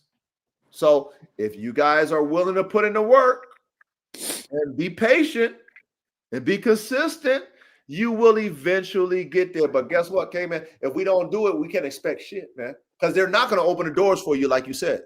I don't have $500,000 just to give to the dogs. Okay. I'm not a dick writer and just gonna be like, hey man, can you please let me in the door? Because like you said, they're gonna be like, yeah, get the fuck out of here, bro. Who the fuck are you? But if I kick the door in and they're like, who's that? They gotta look at me because I kicked the door in. They gotta look at me. I started them. I kicked the door in. But you know, me talking about what I want to do, it sounds good because we're in the lab. We can talk about it. I'm talking about it to you guys because that's what we do. You know what I'm saying? You're not gonna hate on me and say, "Oh, coach, you're just wishful thinking," because that's not what we do. But I like to show rather than tell. Y'all know my whole shit, show and tell. We're just thinkers, so we like to talk about. We're visionaries. We're artists. So we like to talk about that shit. Yeah. Shout out to Tony JG with 877 cash now. Word. Tony. Oh my goodness, Tony. Man. Hey, I caught that, Tony. You know what I mean? Yeah. Men who are. That's where I got that from. Yeah. No, we all got that. You know what I'm saying? But we gotta we gotta be realistic, K-Man. Yep. That's what I'm saying. Wishful thinking. It sounds good because it's wishful, man. But that's not how it works. It's called faith with work. Not faith without, faith without works is dead, caveman. Says that in the Bible. Yep. I'm still chugging. Thank you. And I'm not going to allow you to fall victim to wishful thinking, caveman. I'm just not going to allow you to do it because I can't do it. So why would I be like, oh yeah, caveman, keep on wishing, man? Yeah, I'm not going to allow you to be on your pity party. I'm not saying you are. But I'm not going to allow you to do that. That's all it is. Yeah. Word. Shit. I just can't because I can't. Brothers are for. Exactly. I can't do it. You know what I'm saying? Shit. Not me in my face when I start talking that crazy shit. You know what I mean? Coach, you know better, coach. Shut that shit down. But you already halfway there, minus the other things that you're dealing with, because we all dealing with shit in our lives that we, that's holding us back because that's life. But at the same time, you're in a place where you have the foundation, man. You just got to line up everything else. And that's the same thing what I'm dealing with in my own life. I'm sure all of us is dealing with some shit, man. If it was easy, everybody would do it. Facts. But that's why us in this small community that we building, that's why us as a collective brain, and we're here to encourage each other because it's easy to give up. It's easy to fucking feel like, oh, there's no way. No, there's a way, but slow and steady win the race. You got to be patient, man. You got to weather the storm. Because guess what, K-Man? If I get in, or you get in, or anybody in the chat or our group get in, we're going to open the door for each other. That's what we're supposed to do. Oh, yeah. Oh, yeah. But if I don't encourage you or chat, I don't encourage you guys, or y'all don't encourage me, keep working, keep grinding, keep thinking, keep pushing, keep studying, keep putting them formulas together. You know what I'm saying? Keep elevating our content. If I'm not telling y'all, if we ain't telling each other that shit, we will never raise the bar in our community of high performance working dogs. If I made that AK-47 Malinois and I was complacent, I'm like, oh, I ain't gotta keep cooking no more. I'm good. You know what I'm saying? If y'all ain't checking me like, yo, coach, I mean, yeah, you good, but you know what I'm saying? We supposed to be getting better.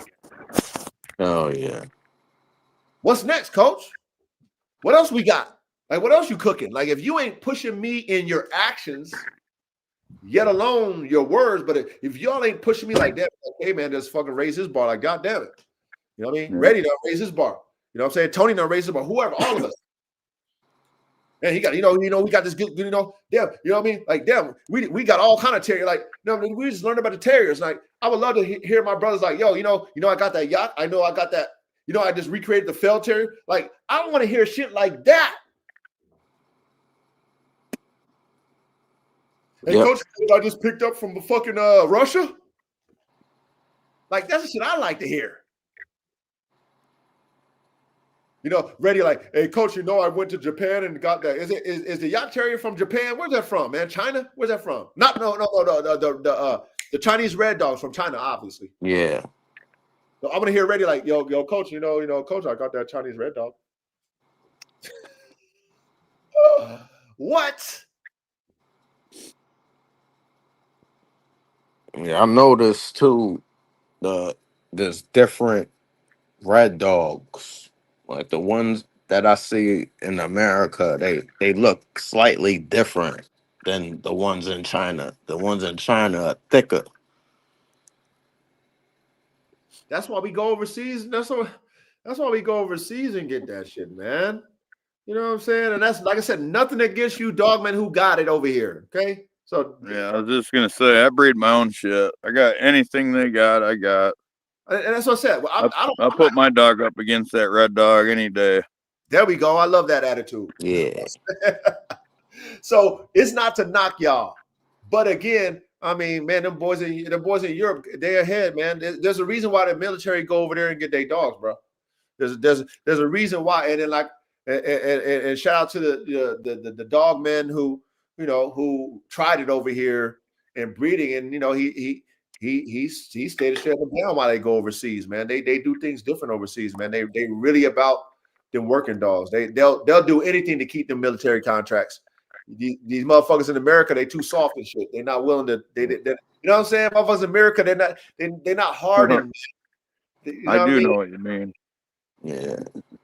It's just a different mentality. Like, you know, by any means necessary. It's like, you know what? I'm willing to do it, and I'm willing to put the work in, and that's how we think over here. Whatever it takes. We're not going to take no fucking shortcuts. We're not going to cut no fucking corners. We're going to do whatever it takes to make better dogs. You know, and yeah, it's going to take a lot of work and money and time. Accept it. But guess what? When we got the wave, we got the wave. Right. You gotta run with that shit. Yeah, that's the standard that we pushing over here. It is what it is. It's going to take some time. It's going to take some work. You know, it's a collective mindset. We got it. We cool. We good. No hating. You know what I'm saying? No backbiting. No bitching. No complaining. You know, just work. Good old work. Good old hard work and dedication. And guess what? We'll set the tone over here. I believe it. So, caveman, I'm not going to let you cry a river like Justin Timberlake. Sorry. Right, appreciate it. You're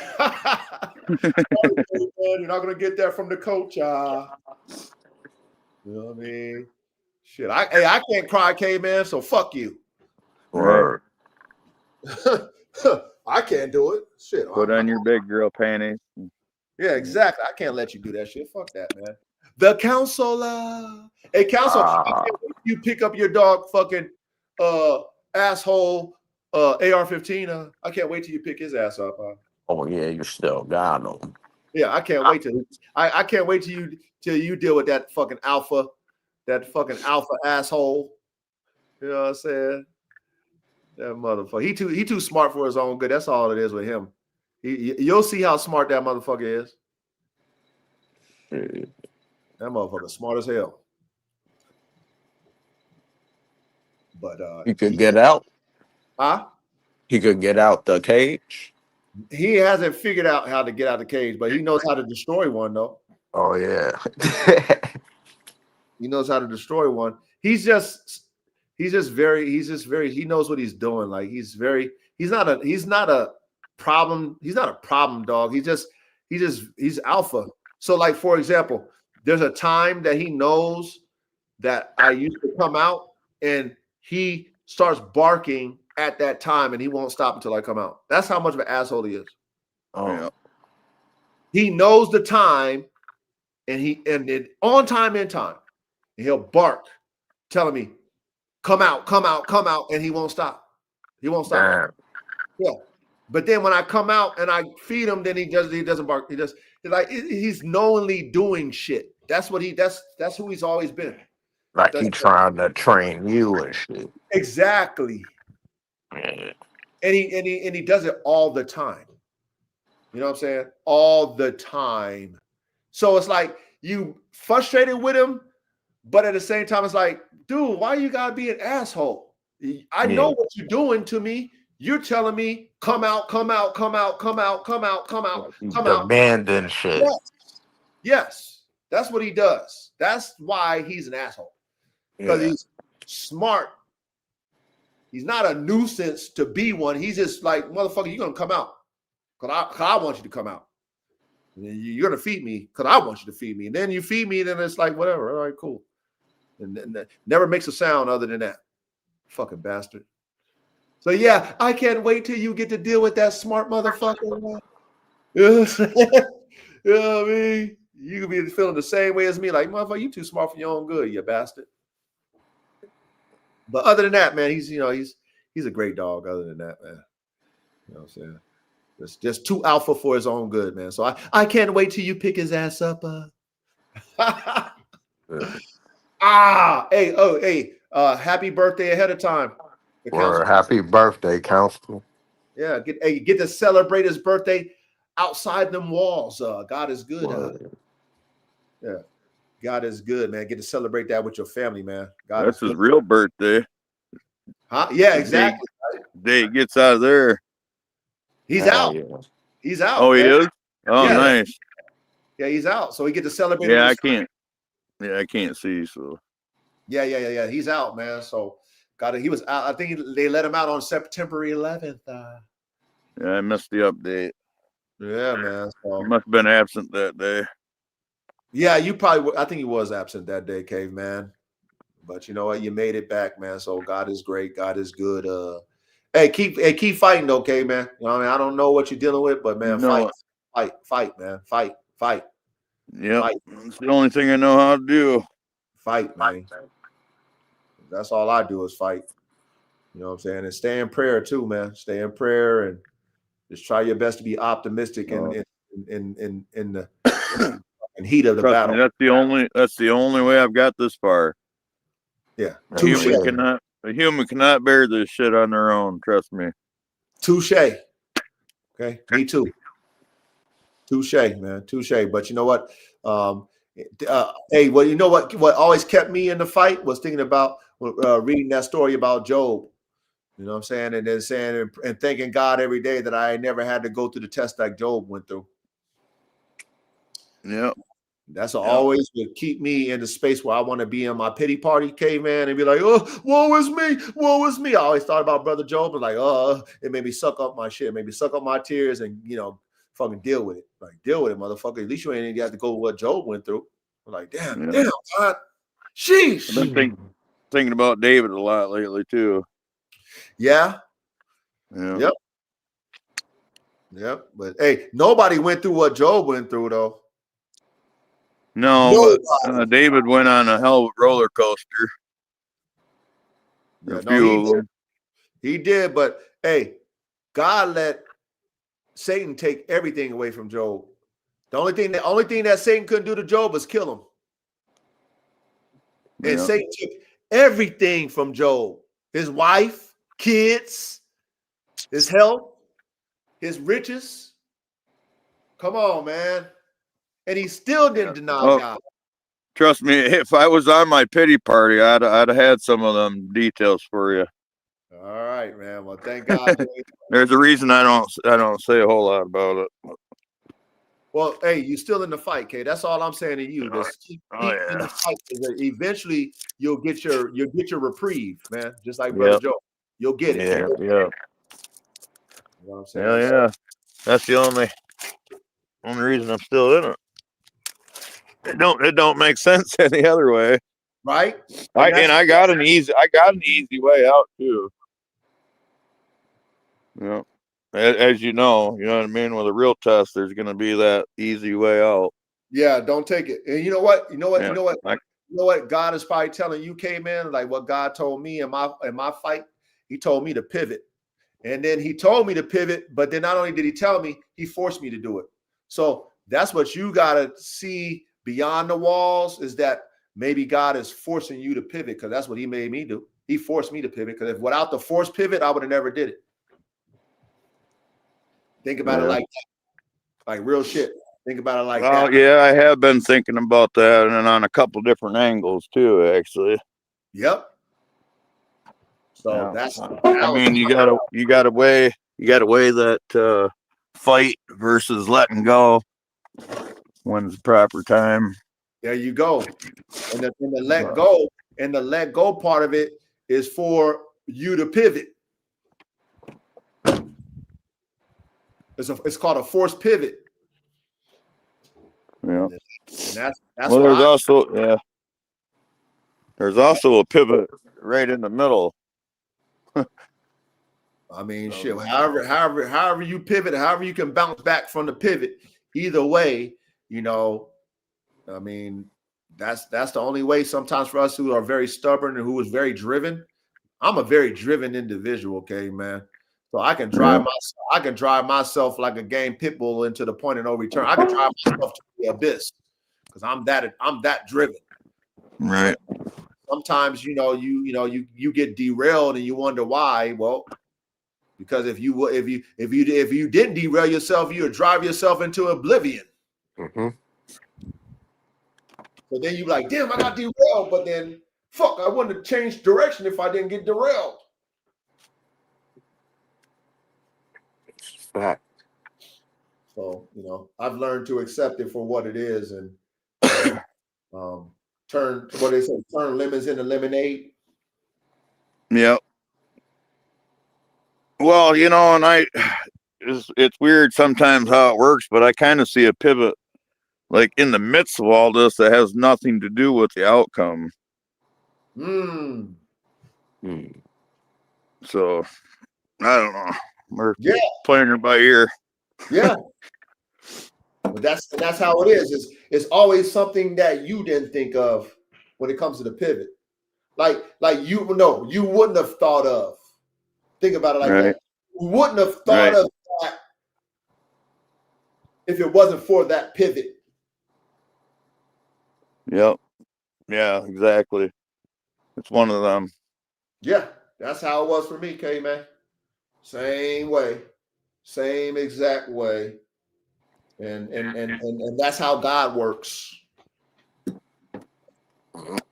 Because if it's free will, it's free will. I know we're going off on a tangent, but it's free will. Everybody on this planet, when they come into a body, has free will. That was God's design. And we're here to learn about our purpose through free will. Now, you can either choose right or wrong. That's his life. You know what I'm saying? And then you can either graduate or you can do it again. And, those of us who get it, graduate. Those of us who don't get it, get recycled. And who knows what that is. But at the same time, I don't want to do this again, K-Man. This thing called third dimensional life, K-Man. I'm trying to go where I'm Jesus. with you. I'm with you on that. Yeah, I'm trying to wait. I ain't trying to do this simulation again. Yeah, I've had conversations with an old man about this, and he wondered how many times have we done this? How many more times? I'm like, well, hopefully the last time. Yeah, this is my first time. This is my first time. So I ain't doing it again. You know what I'm saying? I'm following what Jesus said. And that's where I'm trying to go. Now, at the end of the day, that's the struggle, right? Yep. That's the challenge. And some of us get it before it's too late. Some of us don't get it and it's too late.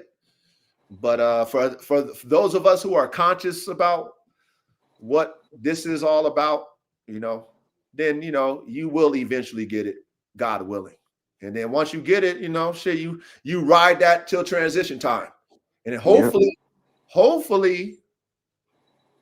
I can give back and leave something behind when I transition. That's my ultimate goal as a man. I want to leave something behind that others can follow my witness and the testimony they can benefit from. And then I transition to the next phase. Other than that, I ain't trying to do this shit again. Fuck that. Word. Fuck that. You know what I'm saying? This shit is fucked up. You know what I mean? Shit. Especially when you think about it, how we controlled by other flawed people. They control our lives. It's fucked up. Fuck that. Fuck out of here. We're divided. It's the design though. And it's for us to figure it out. You know what I'm saying? So it starts with us Us with these dogs, it starts with us, our vision with these dogs. Let's stay focused. You know what I'm saying? Stay in prayer, caveman. Stay in prayer ready. All of us stay in prayer.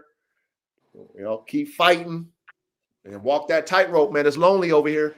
It's lonely walking the straight and narrow path, you guys, because it's hard. Not when you're this busy. Bro, it's hard. Caveman. You know, walk that tightrope. Think about that guy who walks that tightrope with that damn fucking bow, that damn whatever. He got that damn bow in his hand. He's walking that fucking tightrope and shit. How hard it is to balance. That's life. That's life. It's hard. If not, one false step, you falling. You dead. You done. It's a wrap. Game over. And we know in life there's no cuts, no retakes. So, you know, continue to walk that tightrope, caveman. Ready, chat. And let's continue keeping this shit about the dogs, man. You know what I mean? As far as what we got going on. No backbiting, you know, no arguing, no egos, none of that feminine shit. None of that shit. Let's be men. Let's stand on some principles. Let's really do it for these dogs. Let's be free thinkers. Let's not downplay no other man or no other woman's dream when it comes to their dogs. Let's encourage each other. Let's keep pushing the work ethic. Let's keep fucking elevating this shit. You know what I mean? Other than that, all that other shit, man, that entertainment and shit, leave that shit for the motherfuckers who's about that entertainment. This is not entertainment over here. This is all about the dogs. So let's keep it moving. Okay. But other than that, man, we done beat this shit up. Great show. Shout out to you. Ready? Like, hey, coach, man, what's up? What the fuck? Hey, Reddy, I love you, man. You know what I'm saying? You always keep me on my P's and Q's, man. Sure, I appreciate you, Reddy. I really do, man. You keep me on my Appreciate you too, man. Appreciate you too, caveman. Yeah. Yep. It's all this you. is a brotherhood. You know what I'm saying? And this is how we need to keep it. And let's stay encouraged. And you know what I mean? Let's keep doing what we're doing, man. But let's keep this shit going right now, man. 107, man. 107. You know what I mean? One and only. I got no doubt. Come on. The one and only classroom, man. Nothing like ours. Hey, shout out to you, Manny, and your puppies. Hey, beautiful puppies, Manny. I see them over there doing a lot. Yeah, hey, salute, Tony. Thank you for participating as always, my brother, Tony, man. All y'all, man. I appreciate Tony. You know what I'm saying? I appreciate y'all, man. JG Wetworth, 877 cash now. Tony's funny, man. Tony's funny, man. Nah, salute to all y'all, man. Let me shout out everybody in the chat before we close out. Okay, man, make sure you got fucking Wi-Fi on Thursdays at least, buddy. Yeah, I'll try. I can't guarantee you nothing. Well, hey, we'll appreciate you either way, man. You better be here for that Kangal one, though. I know Reddy might give you a call. Make sure you're there for that Kangal one. I know, the Kangal and the Hound. Really all of them, but yeah, the Kangal, I really want to learn a lot more about. The Hound, I definitely go on for hours about them. Yeah, so we'll make sure. I know Reddy will make sure that you know, and then, you know, maybe we'll, you know, if you're not available on those days, then we'll wait till you are available. How about that? Yes, that sounds good. We'll do that. You know what I'm saying? We'll make sure you are, because I know you want to participate. But everybody in the chat, you know, all y'all know who you guys are. I appreciate all of you guys showing up for the classroom and being consistent. All of you who might watch the replay, man, you know what I mean? Shit. You know, like, be grateful that we do what we do over here, you guys. Okay? Be grateful for that we have this platform. And that we are learning over here and that we're doing something different. You know what I'm saying? Be grateful for that, because, I mean, we can easily be on some bullshit, but the coach won't allow it because that's not me. I don't bullshit. You know what I'm saying? I don't play that little clip from that Offspring song to close out the show. What clip? Do that brand new thing. I don't know what that is. You ever heard that song, Pretty Fly for a White Guy? No, I haven't heard that song. Oh, it's funny shit. It's about wannabes. Oh, but we're not wannabes, caveman. Come on, man. I know that's the point of the song. Do that brand new thing. Okay, gotcha. It's mocking the wannabes. It's kind of a lame song, but it's funny. Okay, gotcha. Hey, salute chat. Much love and respect. We out. Word. Till next Night, week, y'all. y'all. Yep. As Reddy would say, peace. Word. Peace. Peace.